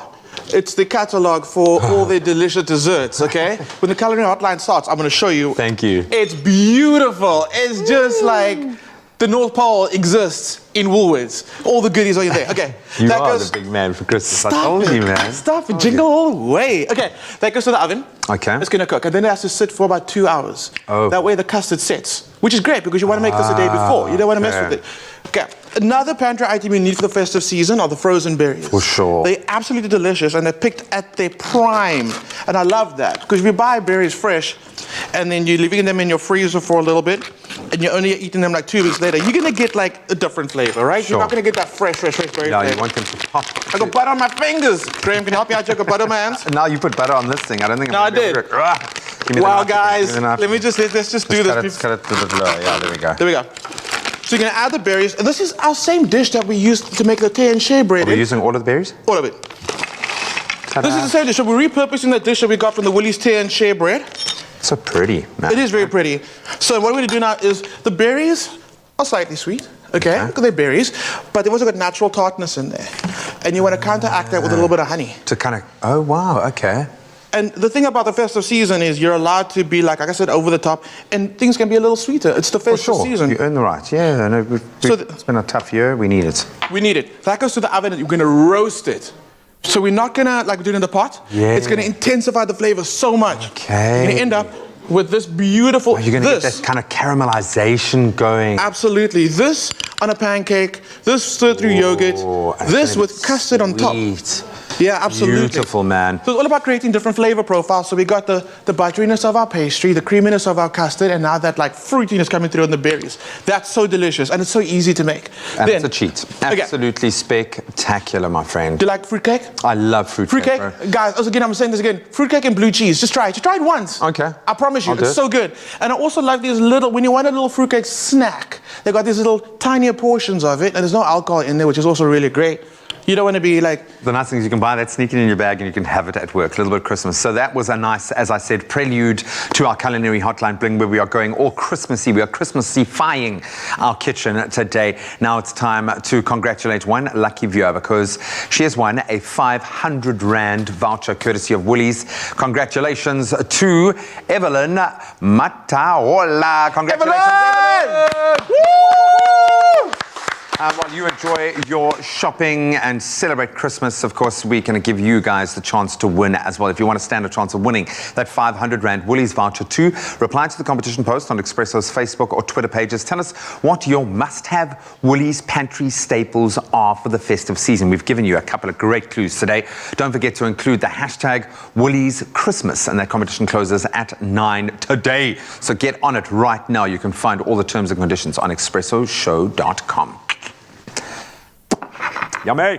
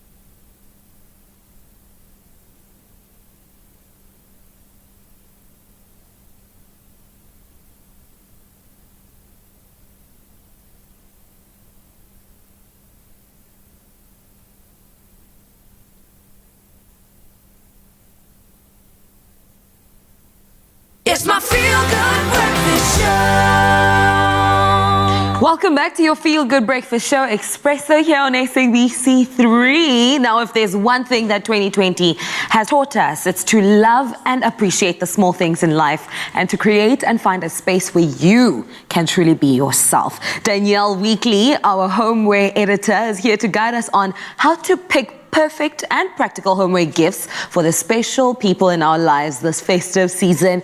I am so excited because I am a huge fan of scented diffusers and scented candles, okay? I'm spending your money. Literally. And also, as I've mentioned earlier on, that 2020 is about creating your own space, being comfortable. I'm all for gifting homeware products.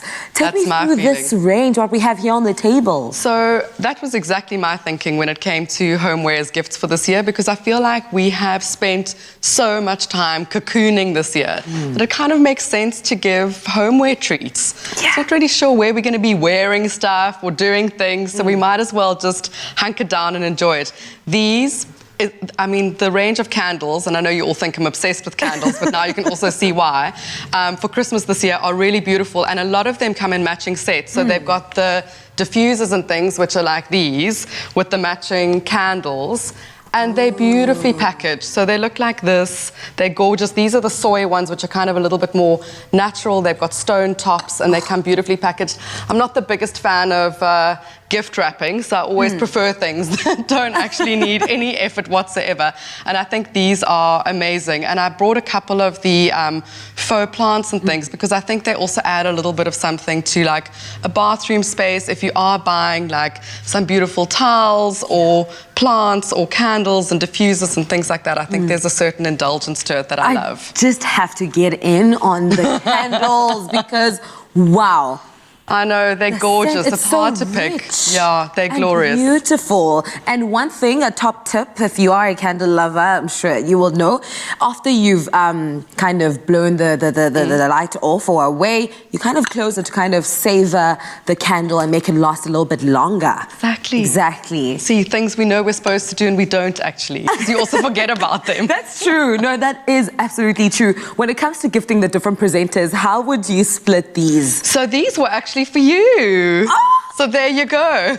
I love it. We went indulgent on this front and we've got a whole lot of entertaining things for the hostesses and braai masters and things like that on that side. Shall I show you what we're on? Is kind of waiting for you. Waiting for ready me. to get into it right now. Hi, what do you have in store there? Oh, well, listen, looking at these pieces, I'm getting very excited. But Danelle, you're going to talk us through which pieces in terms of gifting ideas would be best. So you can see that I got a little bit obsessed with the new braai range because there is beautiful, beautiful stuff for guys. And I think I often find it harder to buy for the men in my life. And it also seems like a strange choice to buy homeware for guys, but there is amazing. I'm obsessed with knife sets because I think that for guys, particularly the kitchen and tinkering has become like the new garage. So they're beautiful knife sets. This is actually a salt and pepper set, which I think is really cool. It's kind of masculine and it's nice for on the braai. I brought an apron. And these are all braai. Like sprinkle, that coarse. Oh, fantastic. This is my current obsession, which is going to be everyone's secret Santa gift. If anyone's watching, it is a USB charged fire lighter. That is incredible. I think it's feel so like we brilliant. need to show the camera. So you charge this lighter, you simply switch it on and then watch there. It's very cool. Look at that. My entire family's getting those. I love them, and I love the boards. It's amazing. I think the braai boards are beautiful. And then I kind of got stuff that was more tableware as well. There's a selection of really beautiful platters and chopping boards and trays, which I think are amazing for gifts because, yes, you can use them in an entertainment setting, but they're also great to put on a coffee table and load with candles or plants or pop a vase in the middle of and things like that. I love a big board of antipasto and things like that, which I think are great for entertaining. It's a really easy way around it. And in terms of gifts, I also love giving people wine buckets and glasses because they're great to add with like a bottle of champagne or like a beautiful bottle of wine, and it's not just like you're handing over a foodie gift. You've got a little bit of something to go with it. That's amazing. Okay, well, Danelle, I'm loving, excuse me, I'm loving everything I'm seeing here. And I know budget's also quite tight for a lot of people, so what's great is when you do gift something like that, it's like for the family or for a couple. Exactly. So that's also another way to go Totally, around. like a homeware is for everybody. Yes, instead of just individual gifts. But these are some wonderful ideas that I'm seeing here. This is definitely the winner for me. I have already, I'm going to book one now. But Danelle, thank you so much for joining us. It's such a pleasure. And of Thank course, if you are interested in any of these amazing gifting ideas from Woolworths, they are available. You can shop them in-store, online, or through the app. Now, as one of the country's largest polymer producers, Safripol has been helping in the fight against COVID-19. In this festive season, they're not only lending a helping hand to our essential workers, but also to the many, many children in desperate need with their Let's Plastic Responsibly campaign. Take a look. 'Tis the season for giving responsibly, and Safripol has decided to do something special for the many children in need in South Africa with their new initiative called Let's Plastic Responsibly. As it came into the festive season, this has been a very difficult year for very, very many people. Through the lockdown and that type of thing, there's a lot more people that are in an unfortunate situation this year. And for that reason, we had an idea to actually extend the campaign into the area of plastic toys. We were thrilled when Safripol connected with us and asked us to get involved with collecting toys and having them recycled sometimes, or donating these previously loved toys to children who often are forgotten and neglected.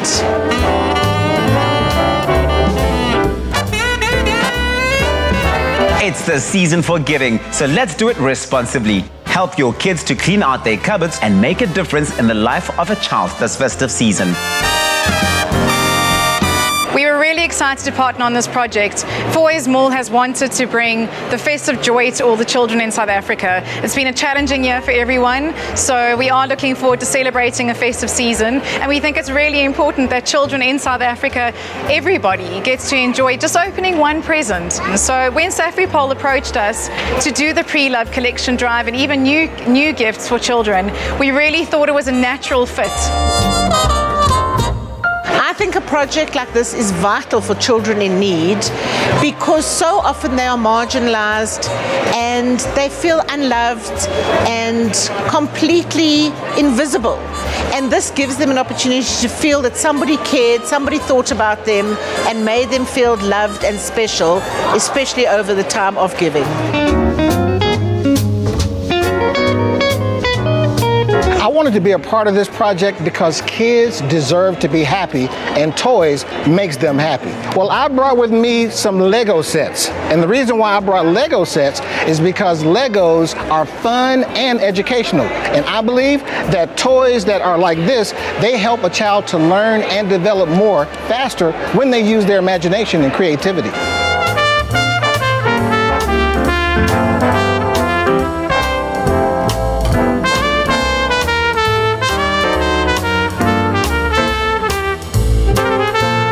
All you have to do is collect all of your pre-loved plastic toys, bring them to a Safripol location near you, make a donation into the collection box, and then the good folks at Safripol, as well as the Angel Network, are going to distribute them to the kids who need them.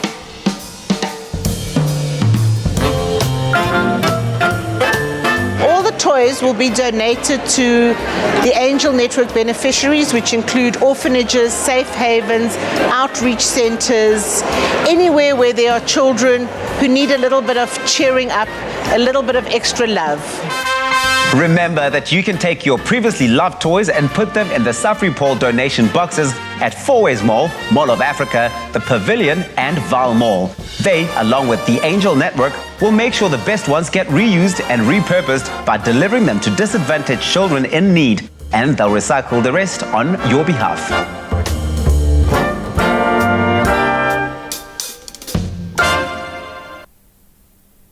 Ah, beautiful.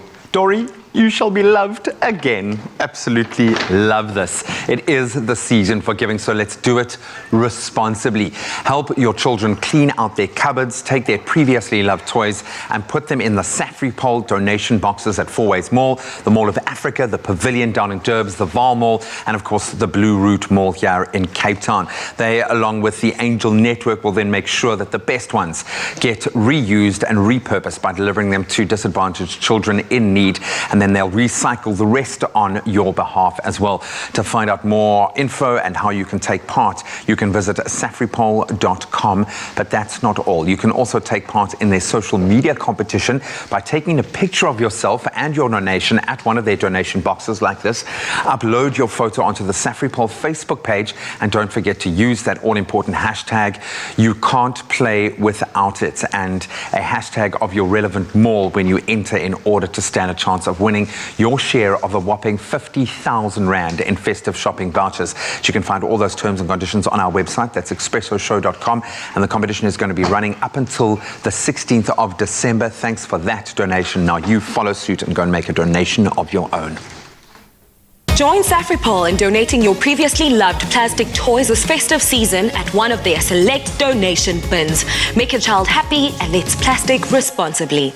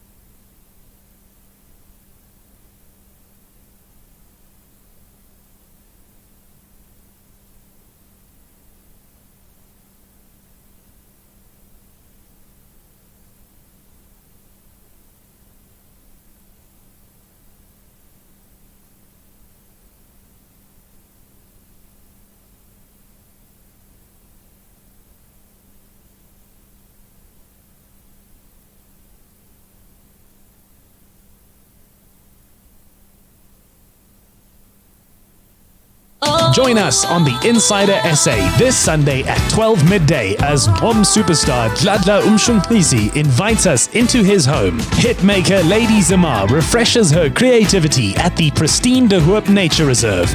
We visit Dumhace, an award-winning coastal restaurant ideal for summer outings. And Mrs. SA Jacqueline Ferns and her husband Lyndon Ferns enjoy a retreat near Tierwaterskloof Dam. That's this Sunday at 12 midday, only on SABC3. It's my feel-good breakfast show. Get your 100% goodness with Crush. Scratch and stand the chance to win hundreds of goodness prizes for 100 days with hashtag Crush100. Made with love by Clover. Welcome back to your Feel Good Breakfast Show. You are just in time as we're about to make something delicious. But have you ever thought about how you could prepare a 100% scrumptious meringue for a crowd or a family, for a crowd of family and friends rather? Well, we did, and we came up with a genius idea for this festive season. How does this sound? A baked meringue on a baking tray. You serve it on the same tray with a berry coulis, some fresh berries, and almond flakes.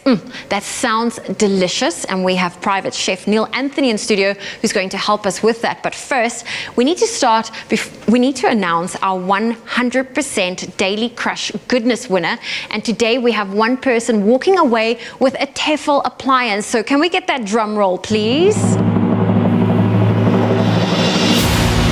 Congratulations to Adam Burns. Let's make sure your pick gets put on that leaderboard. Graham is doing that for us right now. Thank you, Adam Burns. There we go. You are on our board. But we are not done yet, Mzansi, because Takalani Chipala is also a winner and is walking away with a veggie bullet. So let's make sure your pick also ends up on our leaderboard. Thank you, G. There we go. Well, congratulations to Adam and Takalani. Your pictures are officially on our Crush 100% Goodness leaderboard. Neil Anthony, you ready for me? I'm ready. I'm just wondering when my picture's going to be on the leaderboard. We need to take a picture and put it on there only after you make this delicious meringue with the berry coulis. Exactly, indeed. So the berry coulis is super simple to make. A coulis or a coulis, however you want to pronounce it, it's absolutely fine.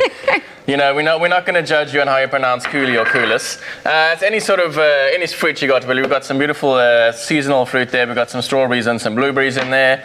Just a little bit of sugar just to enhance their flavor. Some of this berry juice. I don't know which one it is, but it's that crushed berry juice thing. And then you just pop it into your either a food processor or one of these bad boys. Can I blend that for you? You can give it a whiz for me there, my darling. Get all our berries going.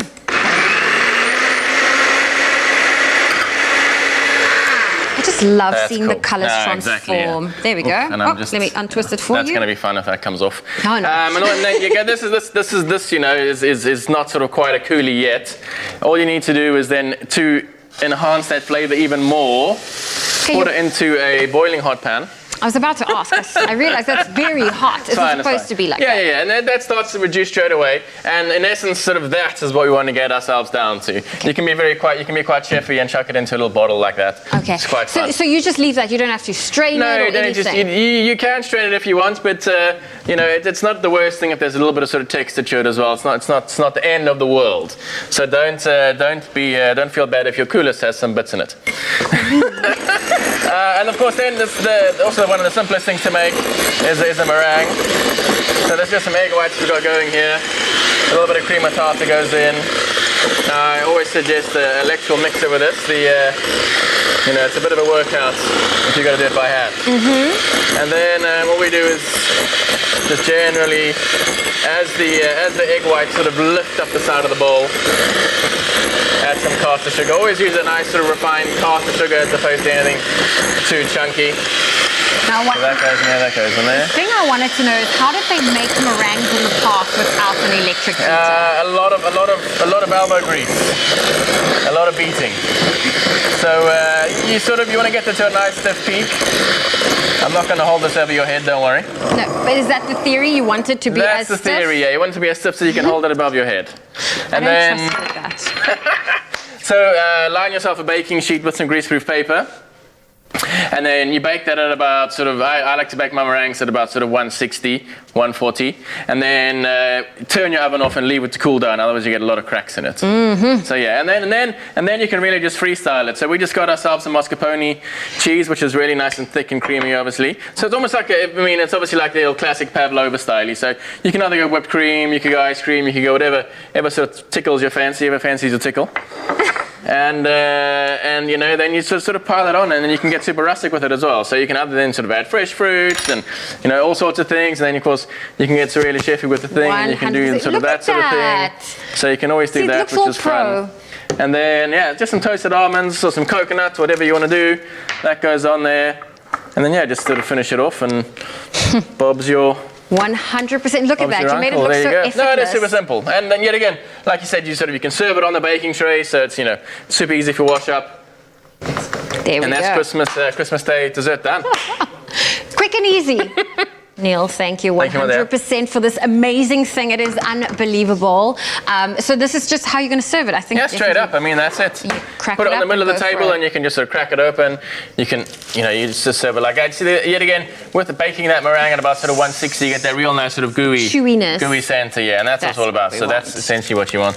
So this would be the money shot right here. It would be that one there. With and the all whole sort of idea is cream for on it to be messy. Yeah, exactly, yeah. So you just want to sort of pull it apart and get involved. Of course. Wow. So you can even make like a sandwich like that. Look at that, boom, that's like a meringue sandwich. Oh my gosh, that is amazing. I'm going to take that from you, if I can. Thank you. Please do. So this is now officially mine. Thank you very much. And not only is it 100% tasty, the festive season, it is also packed with 100% goodness with Crush. Okay. Very good. This is good. Don't lie, Graham, you want I'm some? gonna be on sugar. You're crazy, man.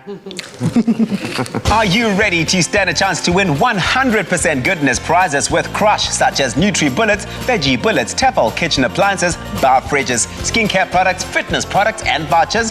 100% you are. 100% goodness winners will be announced daily on Expresso from Monday to Friday from September through December. To enter, buy Crush promo packs. See the back of the label to scratch, and if you find a unique code, dial the USSD number on the pack to stand a chance to win immediate prizes or go into the grand prize draw. If you do not find a unique code, keep buying Crush to find the hidden codes. Crush is 100% fruity, fresh, tasty, and refreshing. Made with love by Clover. Well, the festive spirit is going to continue on your Feel Good Breakfast show. We, of course, are reopening the waves for the Culinary hotline. Bling! Ting, ting, ting. They'll get it right. And then, of course, Yung Shan Tseng is going to be on the piano performing Silver Clouds, Chasing the Moon, and she is phenomenal. But first, let's get through those news headlines. Thank you, Graham. Well, let's start off with your national headlines. The Western Cape has delivered the best education in mathematics and science in South Africa, a study has shown. And this was revealed in the 2019 Trends in International Mathematics and Science study, which the Human Science Research Council conducts every 4 years with a nationally representative sample of pupils in grades 5 and 9. For grade 5 pupils, the province scored 67 points above the national average for maths and 91 points for science. For grade 9 pupils, the province scored 52 points higher than the national average for maths and 69 points for science. And President Cyril Ramaphosa has signed performance agreements with all of his cabinet ministers detailing the targets they will need to meet. Communications Minister Stella Ndabeni-Abrams has been tasked with issuing a policy direction for 5G by December 2021 and ensuring that 80% of the population have access to the internet by 2024. Ramaphosa also instructed that Ndabeni-Abrams to ensure that the current cost of mobile data is cut by 50% and that South Africa is in the top 10 in Africa for the price of 1 gig of data pricing by 2024. And a former warlord will become the first Liberian to face a war crime trial over alleged autocracies during the country's 1990 civil war when he goes on trial in Switzerland tomorrow. Aliou Kusaya, who was arrested in Switzerland in 2014, stands accused of murder, rape, and a string of other crimes during the first of Liberia's back-to-back civil wars, which together killed some 250,000 people between 1989 and 2003. Kusaya's trial has been repeatedly postponed due to the coronavirus crisis. And US President-elect Joe Biden has appointed retired General Lloyd Austin as his defense secretary. If approved, 67-year-old Austin will become the first African-American to lead the Pentagon. Austin, a 4-star general, served in the Obama administration, heading the US Central Command, of which the area of responsibility includes the Middle East, Central Asia, and parts of South Asia. He has a reputation for strong leadership and for avoiding the public eye, and was the main military architect of the US-led offensive against the Islamic State group in Iraq and Syria. And next, an item of sad news from the world of entertainment. Tributes have been pouring in for South African theatre legend, singer and founder of the Naledi Theatre Awards, Dawn Lindberg, who passed away on Monday night in Plettenberg Bay from a coronavirus-related complication. She was 75, and Lindberg was a product of Parktown Girls High in Johannesburg and obtained a degree in fine arts from the Wits University. She also studied stage design, art history and English in Italy, and together with her husband Des, they made 15 albums and will be remembered for their hit songs such as The Seagull's Name Was Nelson, which topped the charts for 20 weeks, and Die Gezoem van die Beye. In 2004, Lindberg became the CEO of Naledi Theatre Awards, which is presently internationally recognized as the largest and most prestigious awards event to recognize and honor excellence in South African theatre. The couple were legendary anti-apartheid campaigners, and their company, the Cabaret and Theatre, was the first non-racial theatre production company to perform in public venues across South Africa. In 2015, they were designated living legends by the Minister of Arts and Culture, Nathi Mthethwa. It certainly is the end of a wonderful era, and we wish the family our deepest condolences. And that's where we leave your morning headlines.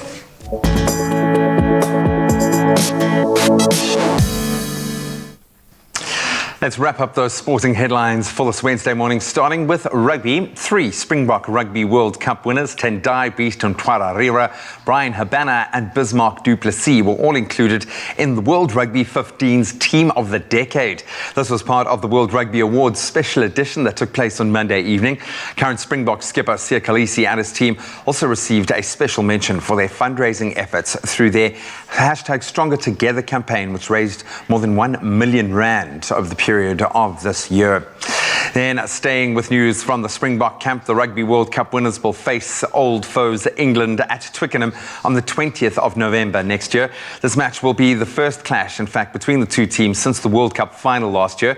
England made the announcement yesterday as part of their 2021 Autumn Internationals.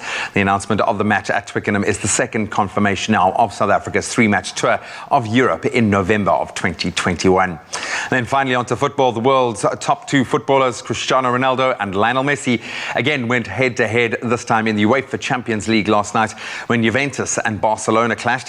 Ronaldo's brace and a goal by Weston McKennie, making sure that Juventus came out on top with the bragging rights, beating Barca 3-0 at the Camp Nou. In other results, RB Leipzig, they edged out Manchester United 3-2, and Chelsea and Krasnodar, they drew 1 apiece. Now, following that loss, United has now been knocked out of the competition. The match between Paris Saint-Germain and Istanbul Başakşehir was abandoned after a match official was accused of being racist. Not that controversial note is where we leave our sporting headlines for this morning. Let's take one last look at your gorgeous sunrise pictures.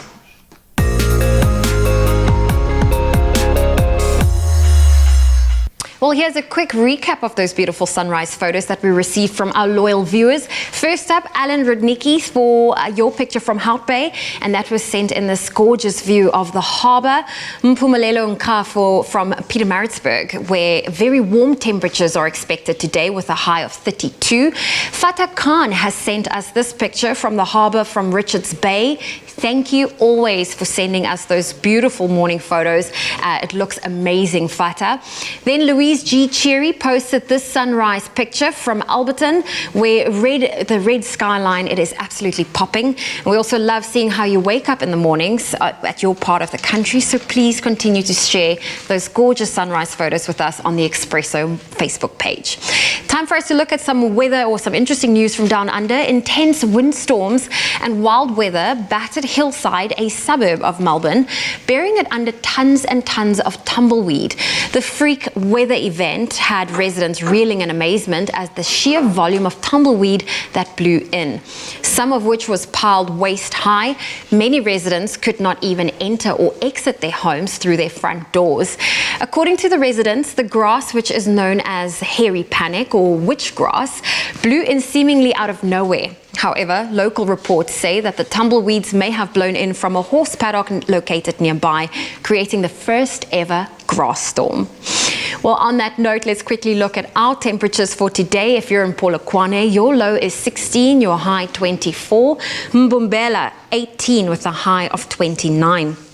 If you're in Pretoria, partly cloudy with a high of 26. Johannesburg, 14, reaching a high of 24. Mahikeng, 20 with a high of 34 today. Partly cloudy conditions in Klerksdorp with a low of 19, a high of 29. Donderweer word voorspel in Kimberley met 'n minimum van 16, 'n maximum van 30. En Bloemfontein, 12 met 'n maximum van 26. Partly cloudy conditions in Richards Bay with a high of 31. Pietermaritzburg, 18, reaching a high of 32. Durban, 12 with a high of 34 today, and an 85% chance of thunder showers in Mthatha with a high of 28. Wet conditions in East London today with a high of 24, and in Cradock, 15 with a high of 31. Partly cloudy for Port Elizabeth with a low of 17, a high of 26. Rain is expected in George with a low of 15 and a high of 26. Partly cloudy conditions in Cape Town, a low of 16, a high of 22. Worcester, 14, reaching a high of 27. Partly cloudy conditions in Sutherland, 12 with a high of 23. And Uppington, warm conditions and sunny skies with a low of 16 and a high of 30 degrees Celsius. Well, that's where I leave your weather on your Feel Good Breakfast Show. It seems like generally the major parts of the country are having a great day in terms of the weather. Thank you, Zoe, for that update. And now we are bringing you more special performances from some of the talented young classical virtuosos who are taking to the stage at the 2020 Western Cape Youth Music Festival. Joining us now is the youngest soloist. Actually, not the youngest soloist. Right now, we have Ying Shan Cheng, who's about to perform Silver Clouds Chasing the Moon on the piano. Please take it away.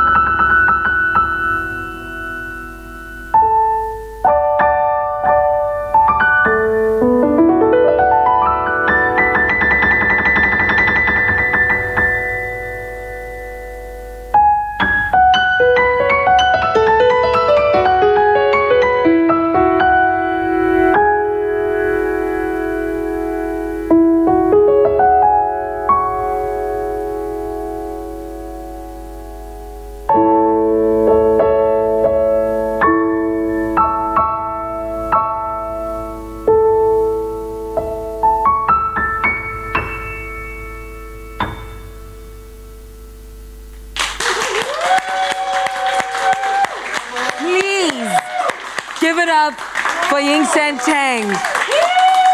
Beautiful 18-year-old pianist who's just here, who has given us a fantastic performance. This was just a taste, a snippet of what to expect at the 2020 Western Cape Music Festival that is taking place on Sunday, 13 December between 3 and 5 p.m. And you can access the online show for absolutely free by tuning in to Find Music Radio on 101.3 FM or by streaming the show on Artscape Theatre Centre's YouTube channel. Once again, please give it up.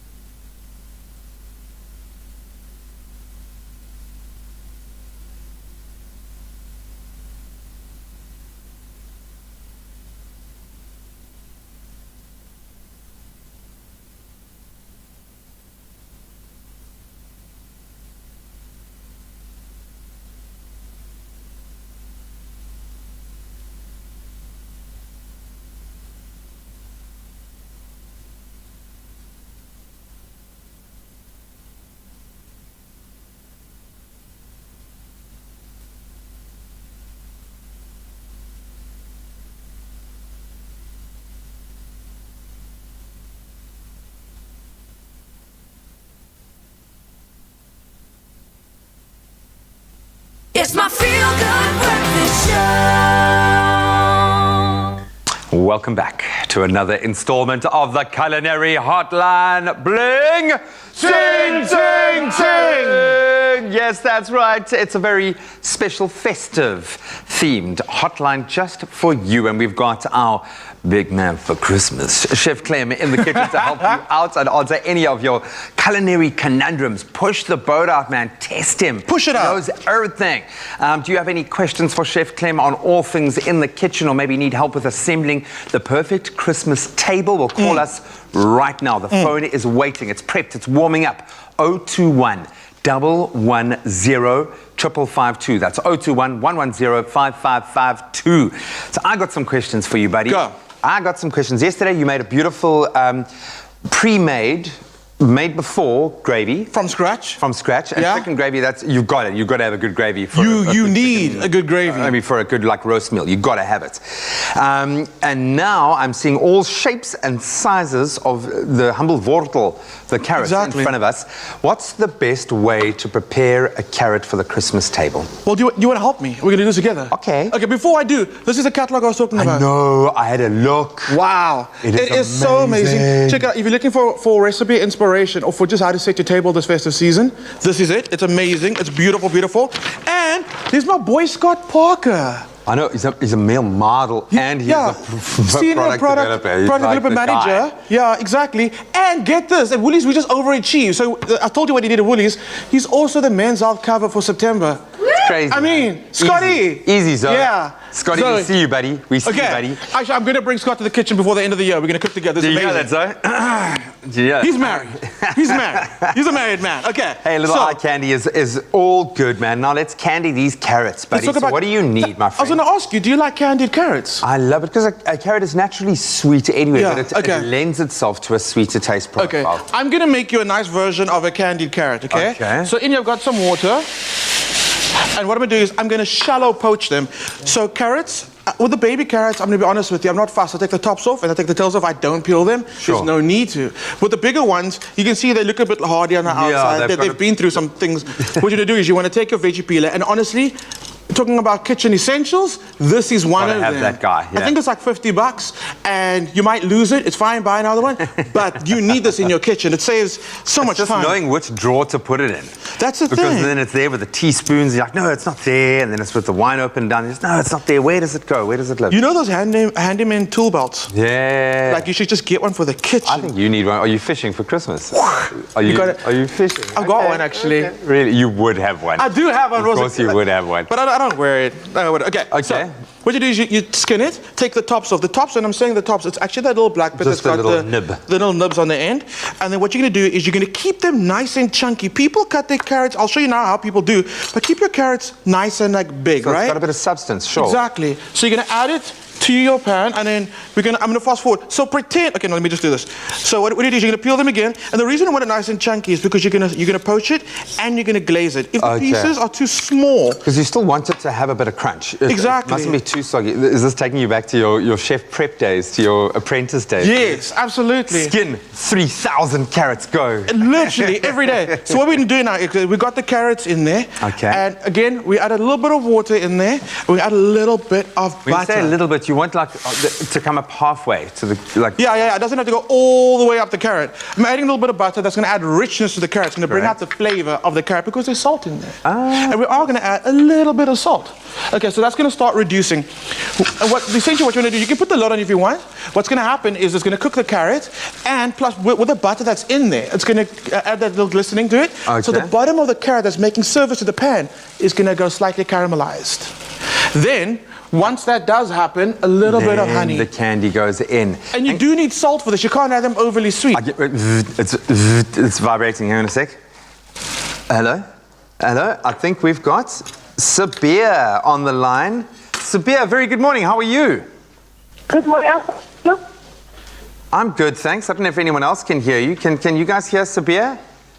Sabir, can you hear me now? Yes, I can hear you loud and clear. I understand, Sabir, that you've got a question for Chef Clem. What's your question? I just wanted to know, do we have to cook the carrots? Do we have to cook the carrots? No. Don't get all controversial, Sabir, with us now. That's a Sabir, very controversial question. But a great question. Thank you so much. Thank you so what's much. the answer? So what I absolutely love about carrots is the fact that they are so beautifully sweet and crunchy, you don't have to. If you're lucky that your family enjoy raw vegetables, give it to them completely raw. Don't cook it. Things like beetroot, your carrots, broccoli, cauliflower. If you can get your family to eat raw veg, you're winning. So carrots, what I like about carrots, and this is the tip why I got the lemons here, if you're going to serve them raw and you really want to bump up the flavor of the carrots, and I actually got this tip, not in chef school, I got this tip from cameraman Shawnee. Oh, wow. Okay, he was on this crazy diet thing, he was loving, just eating a lot of raw carrots, and he said to me, have you ever tried raw carrots with just lemon? Nothing. So all you do is you take your, want to do a test? You're crazy, man. Shawnee's crazy. Should we do a test? While let me do a test, I can show you a cool way to actually chop up your carrots and get extra flavor. So, we've done the whole thing, the peeling, and we're going to do exactly like we did earlier, keeping an eye on my carrots. We're going to get those 2 halves. Okay. So often, people, when they serve carrots, they just do this. You've got 10 seconds to do this. You can Okay, they just do little discs. That's boring, okay? So now you're going to do little battens, and all you're going to do is you're going to take a little bit of lemon and squeeze it over the carrots, and it's going to boost the flavor. I'm going to put it to the test. Much. Okay, hold that for me. Hold it. Need a little bit of extra lemon on there? Thank you. Go. Isn't that like... Oh, wow. That's the best carrots you've ever had. Cameraman Shawnee, I'm looking at you because I got this from you. I'm actually looking at Sean right now. It is so delicious. You guys at home. So absolutely, if you can get your family to eat raw veggies, that's the way. That's what you should do with your carrots if you can do that. Also with a little canapé, starters, carrots. Carrots for the win. Carrots for the raw is actually really nice, and of course you're not cooking out any of the nutrients. Absolutely beautiful. If you have any culinary conundrums or foodie questions for our chef Clem in the house, call us right now, 021 110 552. We'd love to answer your calls. Cheers. Cheers.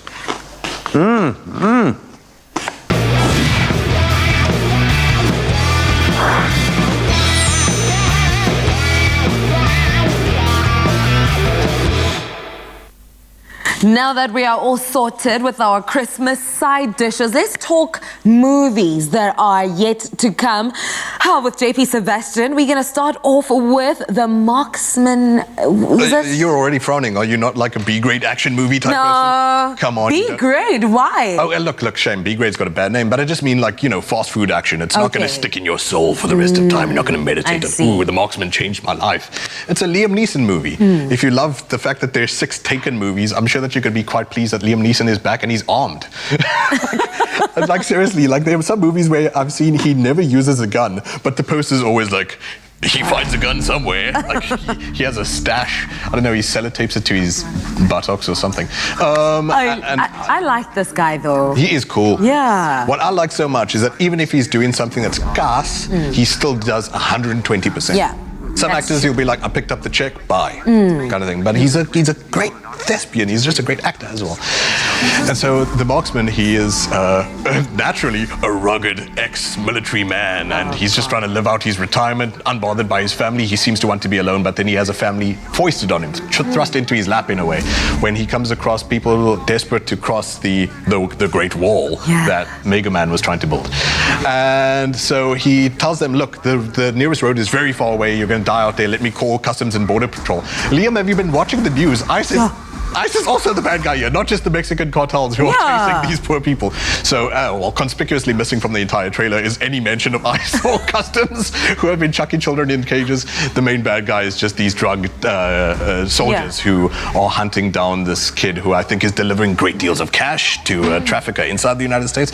But it's what I think I've always missed from like Liam Neeson's repertoire is like, when does he get his man of fire like Denzel Washington? I love the thing where like a really strong guy has the shell cracked through by a tiny little tender kid, and they're angry and they dislike each other at first, but then you find out that there's a tenderness and he desperately wants to protect the fragility, even though he did some bad things in his past, etc., etc. Maybe it's going to be that, because he seems to have this road movie with a little boy. Because I was about to say that I really enjoy action movies that have that underlying really sad, kind of mushy storyline. It makes it more urgent in a way. Like, if someone threatens the kid, it's over for that person.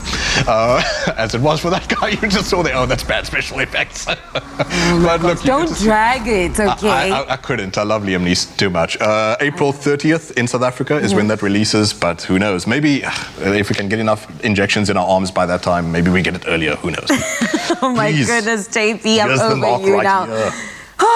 The next one is the Mauritanian. Mauritania is an African country. And it is a true story of a guy named Mohamedou Salahi, who served, that's not even the right word because the system is so messed up, 14 years in Guantanamo Bay. The halcyon days when I was still young and starry-eyed about Barack Obama, who promised to destroy Guantanamo Bay. And here we are in 2020 with Guantanamo still in full swing.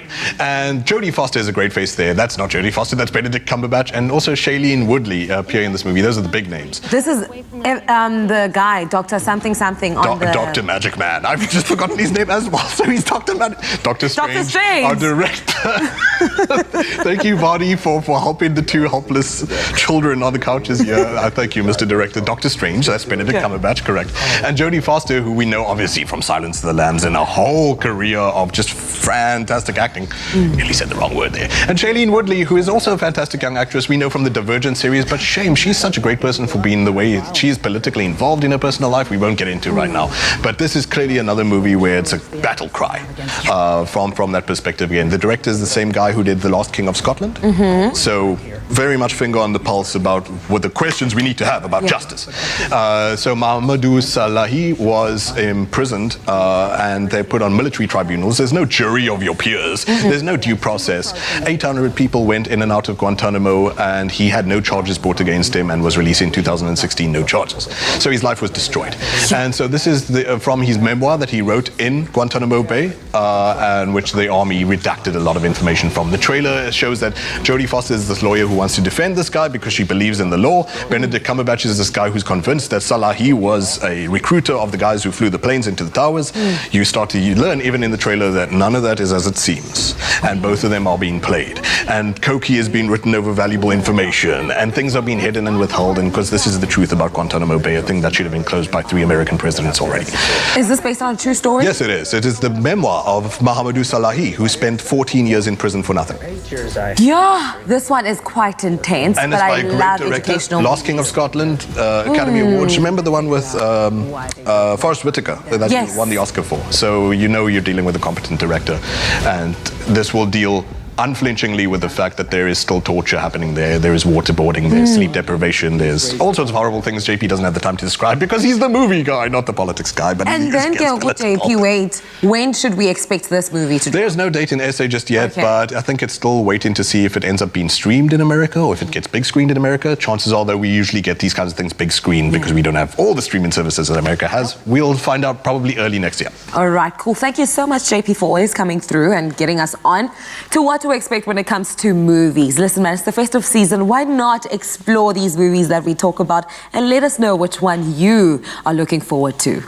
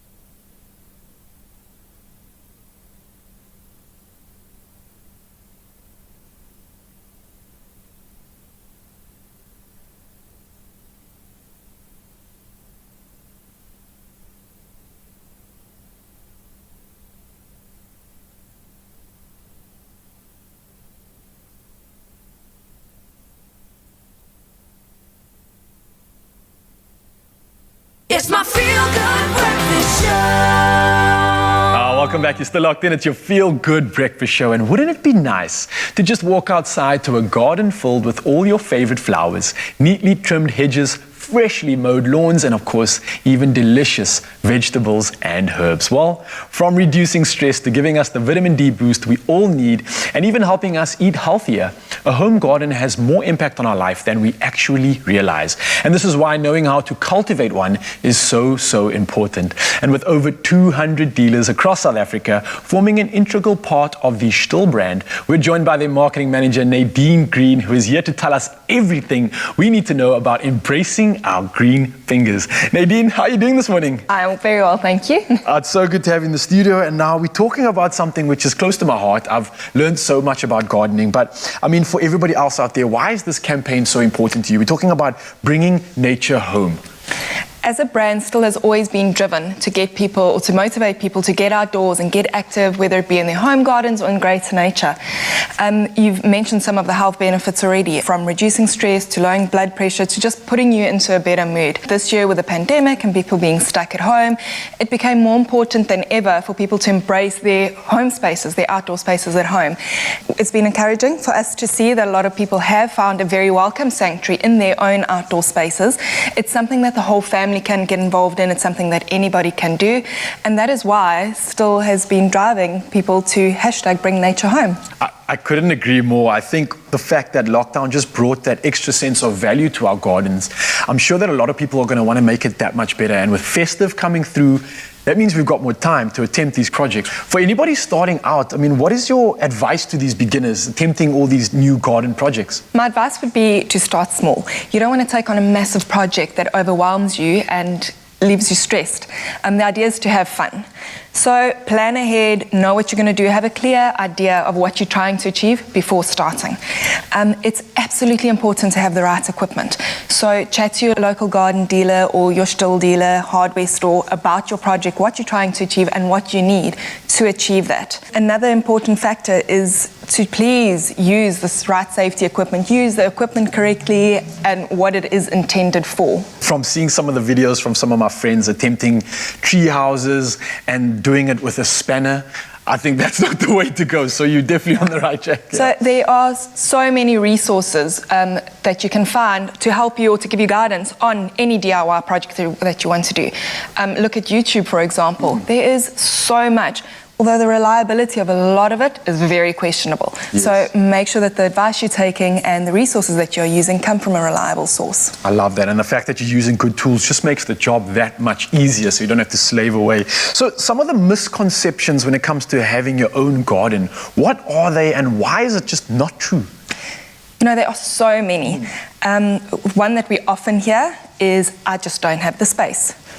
That's not true. You don't need a huge piece of land to embrace gardening. You would be absolutely amazed at what people are able to achieve with small pieces of garden or outdoor spaces or even on patios, just by being creative and using things like vertical gardening or container gardening. It's just about being creative and planning. I love that. Be creative, have fun, and don't make any excuse no matter what space you have. I think everybody's excited for the Festive, obviously recreating their space and planning for the year ahead. So what are some of those must-have gardening tools that are going to make the job that much easier, and why? For me, definitely battery operated, or as we call them, cordless gardening power tools are an absolute must. These tools are so easy to use, they are so convenient, and they actually make gardening so much fun. I have to just say that I'm hoping for some cordless in my life, because the amount of times I've been wrapped around in my own cord trying to get to the corner of a garden or something, it's a nightmare. So that already is on my bucket list for Christmas. And anything else? Two tools that really stand out for me are the Still GTA 26 garden pruner. It's essentially a little handheld chainsaw with a 10 centimeter guide bar. Oh, wow. It's so versatile. You can do so much with it, from pruning in your gardens to small DIY projects in and outside of the house. Another one is the HSA 26, which is a little cordless shear. It comes with two interchangeable blades. So the one is for grass trimming, and the other one is more of a head shear for topiaries and just keeping your garden neat and trim and looking perfect. And I think all those broken backs and arms from gardening sessions are going to be no more when you have these awesome tools. But Nadine, thank you so much for joining us and for sharing this knowledge. I think we're all getting excited for the garden. I know I am. And with these awesome tools, it's going to make the job that much easier. So over the next couple of days, we'll be catching up with gardening guru Tanya Visser to give you all the tips and tricks you need to transform your garden so you don't want to miss out on this. And if you're looking for something fun to do this festive season with the entire family, why not share some sweet summer moments gardening together? I mean, you can stand a chance to win either the Still HSA 26 handheld shears or their GTA 26 handheld pruner. So all you got to do, of course, is just reply to the competition post on our Expresso Facebook or Twitter page and tell us which of these two gardening tools you would love, and of course let us know why. And don't forget to include that hashtag StillSummer in your answer. And of course the competition closes on Sunday the 13th of December December at midnight. Your T's and C's can be found on expressoshow.com. And what are you waiting for? Let's get entering.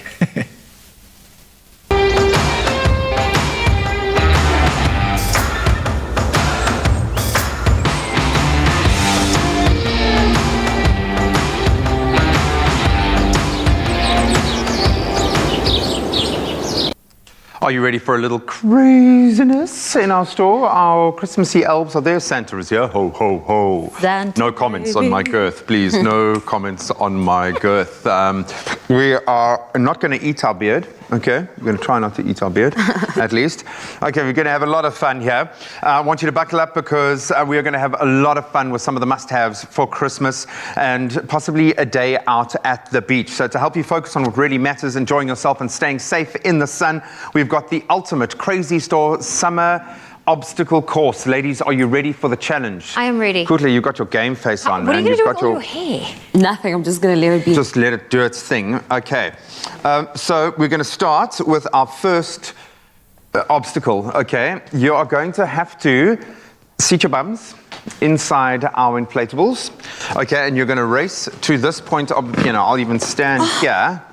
Okay, the first person to get here past our crocodile wins the first challenge. Are you ready? Yes. Ladies and gentlemen, are you ready to take in the craziest game that ever down? was? 3, 2, 1, go for it, girls. Go, go, go, go, go. So he's in it for the win. Kutle, come on. Strong finish. That was a runaway victory. A runaway victory. Zoe's just going crazy. She's going to go all the way to the table to prove her point. Kutle, you were an able and willing participant. Well done. But you have lost our first challenge. So you are the champion. Dun, dun, dun. Congratulations. Now you can make your way over. Now you can see we've got our water pistols, which are awesome. Then we've got this most amazing contraption. And you can see how we're going to put water to good use in this particular game. So the first thing you've got to do is you've got to use your little decanter, okay, to go through our beautiful little contraption to fill this with water to the point that your ping pong ball is floating. Okay. And then you have to shoot your ping pong ball from a foot away with the water pistol, okay? Okay. And the first person to shoot their ball wins this next challenge. You have an opportunity to tie the game. Are you ready, Kutle? It's going to be messy. It is going to be messy, but it's okay because it's summer and we're outdoors on a beach, just imagine. All right, in 3, 2, 1, go for it. Start filling your water. This is so lockdown. This is like a lockdown video. Got to make it float. Oh, how cute is that, man? How cute? How cute is that? Yay! It's messing everywhere. All right, Zoe, you got some floatage. You can move to your water pistol components. Kutle, you got some floatage a foot away. Is that a foot? That's a foot. Did you get it? Did you get it? Come on. Oh. So what's the point here Shoot now? it, shoot What it. do you do? Shoot it. No, How she do I smashed even it. shoot the ball? Oh. Oh, okay, I see. Get into it. Enjoy. I'm just going to let you. So what am I doing? No one should say you're on the. Where's Naughty Elf? Where's Naughty Elf? You shot it right out of the thing. Well done. Well done. Zoe, you were the first to shoot the ping pong ball. You are our resounding obstacle course champion. Kutle, Yeah, you were there. I'm here. You were in the game. Yes. You had a miniature Christmas hat on. So you get a bonus point for just being present and being And she deserves awesome. a point for doing it all in heels. And in heels. And in heels. But Zoe, raise your hands into the air. You are our rating champion. Dun, dun, dun. Congratulations. You are the winner. Well done. I've got to say, being Santa is harder than it looks. But it feels good. It feels absolutely amazing. Okay, so we've got one more game. Oh, we do? To give you a chance to fight back. Is this the decider? This is going to be the decider. Okay. This is a bucket, okay? And the first person to be able to create the bucket with this is going to win, okay? And we're going to show you how easy it is. I need you to fold it up, okay, to get it into bucket shape, and then fold it back down. Fold it back down. Okay. Are you ready? I am ready. In 3, 2, 1, go. Okay. There's the bucket. Oh, almost there. You got a chance, Kutle. You can fight back. No, it's done. So you're the most Christmassy Christmas person. No need to get like a rock star and throw it around and be all crazy. Well done. You are the winner, ladies and gentlemen. Our resounding obstacles winner is Zoe. Woohoo! Well done. Make sure that you guys follow The Crazy Store on Instagram, on Facebook, and on Twitter to learn all about the most awesome summer toys that you can get, some insane gadgets, and of course all the perfect additives for the most amazing beach holiday. And you guys obviously have a chance to get in on the winning action. It's competition time. You stand a chance of winning a festive hamper worth, get this, 1,000 Rand, filled with outdoor you need for the festive season. Remember to include the hashtag #TheCrazyStoreChristmas, and that competition closes on the 11th of December. Terms and conditions can be found on Expresso Show. Are you still throwing things around? I tried to make the bucket a hat, Naughty elf. multi-purpose, but I won the elf. Naughty elf saw you. He saw you, man. No, you do. You get to take home the naughty elf. Our reigning champion, Zoe Brown. Congratulations. Well done. Woo! Whoever you are, whatever you need, you'll find great value for the whole family at the Crazy Store. So duck into a store near you and be surprised.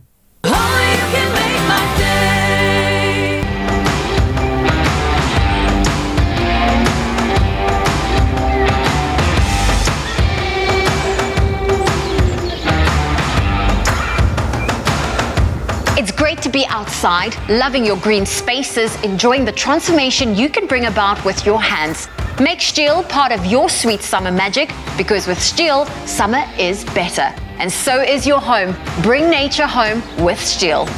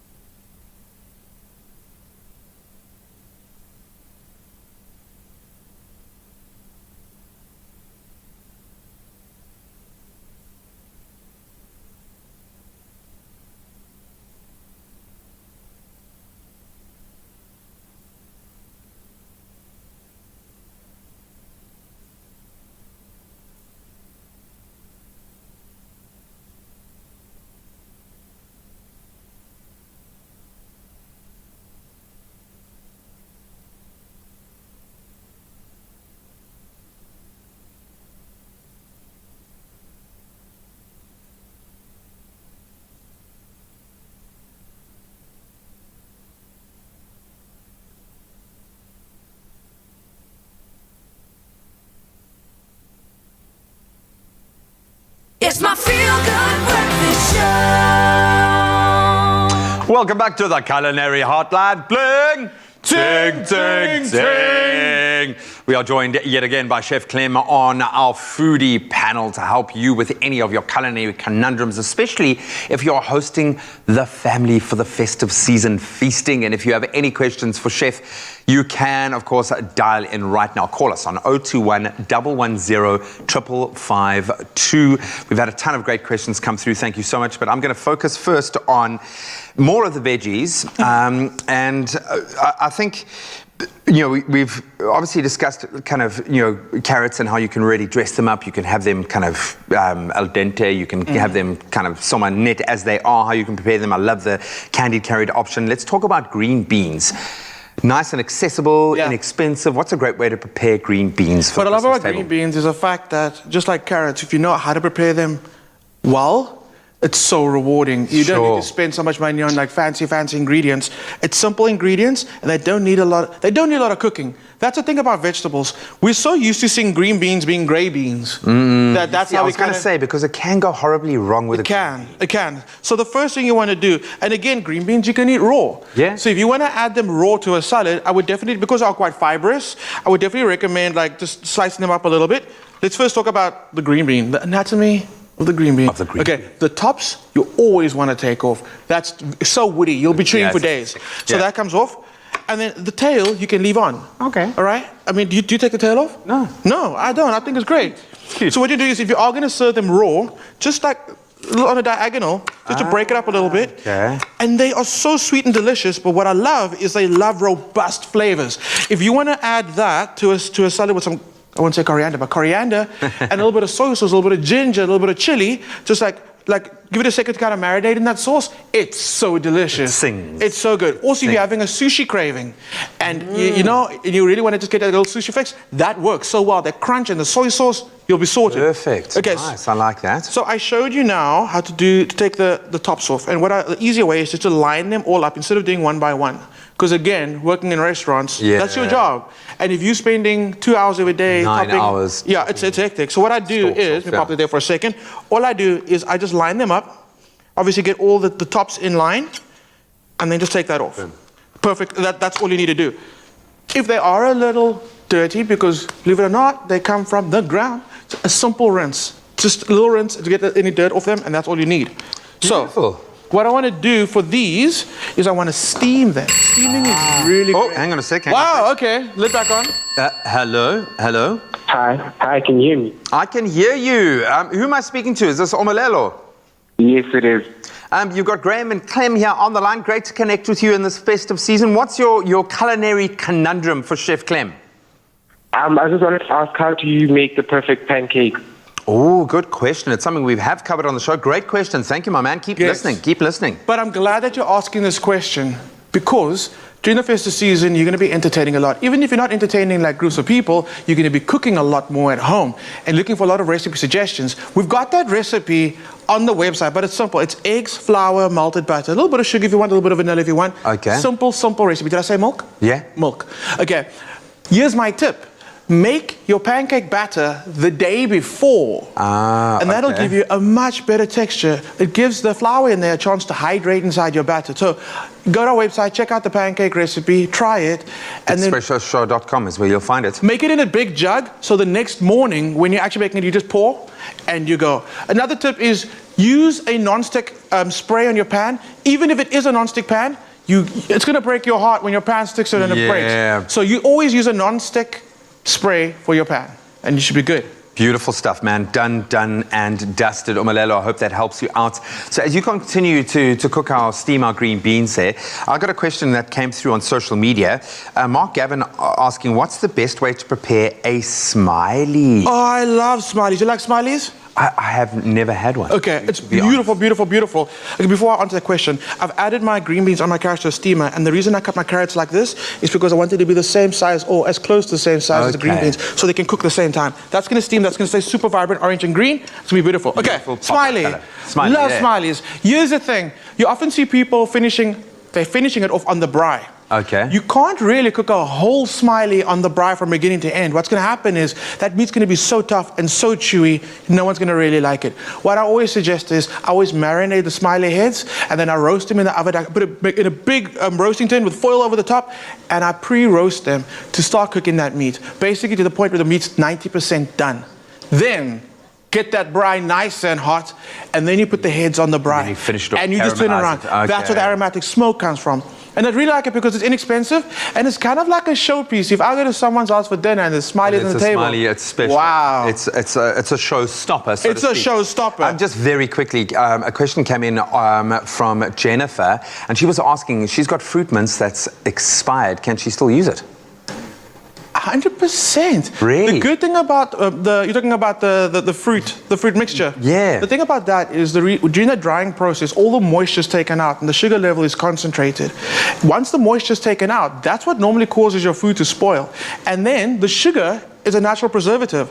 So, I mean, you want to be like fancy, you can hand that down to your great-grandkids. It'll be okay. You can name It'll it. Be okay. You can name it Absolutely. and give it a seat at the table next Christmas. Buddy, thank you so much. You've outdone yourself. I think our Christmas signs have never looked as good. I think, unfortunately, all the time we have for now on our Culinary hotline, but make sure to get your questions in on our social media platforms or give us a call on 021 110 552. We will be answering more of your questions in next week's Culinary hotline. Bling! Ting, ting, ting! Are you smooth or not smooth? By Tropica. Flip the cap. If you find smooth, you stand a chance to win smooth prizes. Tropica. Nothing smoother.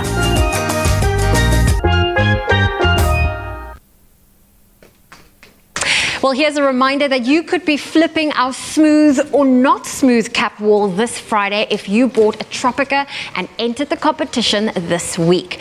Now, that's right. We are asking you, we are calling two of you at home to flip until one of you finds smooth under the red caps to stand a chance of winning a mango return flight. That's to either Durban, Cape Town, and Joburg. Now, I'm personally someone that would love to win that.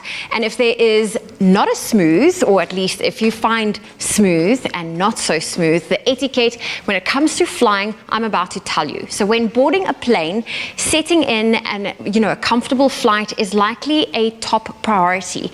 But one passenger's comfort can be, and usually is, another's pet peeve. Now, just a quick thing, nothing gets some air travelers more worked up than the person in front of them reclining their seat. Now, you think that's smooth or not smooth, reclining your seat on the plane? That is the question we are asking you today. And of course, just remember, we want to know, did you know that also, a little interesting fact for you, that the so-called flight etiquette, that it is something that you're in the middle, then you have more power when it comes to seizing the sovereignty of the armrest territory. So the person in the middle, you get to pick the armrest. The person on the window and the aisle already have one each, so therefore the middle seat gets both of those interior armrest. So that is something quite cool. That is something that is absolutely smooth. Well, here are a couple of tips for you, and if you want to win this Friday, make sure that you enter the awesome competition. You could be prepping for that flight soon, and you could be called to find that smooth cap for those mango return local flights, and also make sure that your week is absolutely smoother. Enter today. Are you smooth or not smooth? Buy any Tropica promotional pack, flip the cap, and if you find smooth, follow the details on the pack to stand a chance of winning smooth instant prizes with Tropica, such as headphones, mobile phones, travel start vouchers, police watches, sunglasses, and more.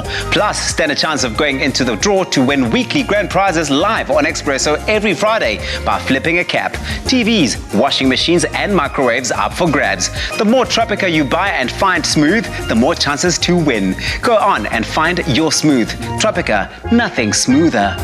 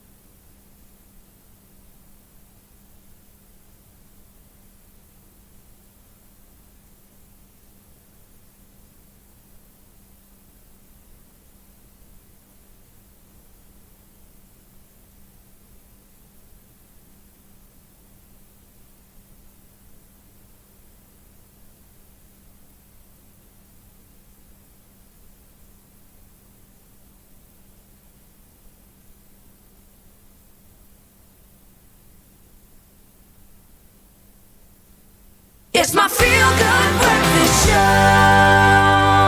Welcome back. There is time for just one more incredibly special performance from some of the talented young classical virtuosos who are taking to the stage of the 2020 Western Cape Youth Music Festival that's gone virtual. Joining us now is the youngest soloist on the program.